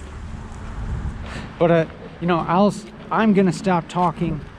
You're gonna stop listening to me talking, and then we get a chance to test whether my claims of impossibility and contradiction and paradox apply to domains of life outside of walking and talking and whatnot. And you can see, does this seem true of my experience? Or you can ask yourself, outside of this fucking walking and talking stuff, is experience real? And so on and so forth. So until next time, bye.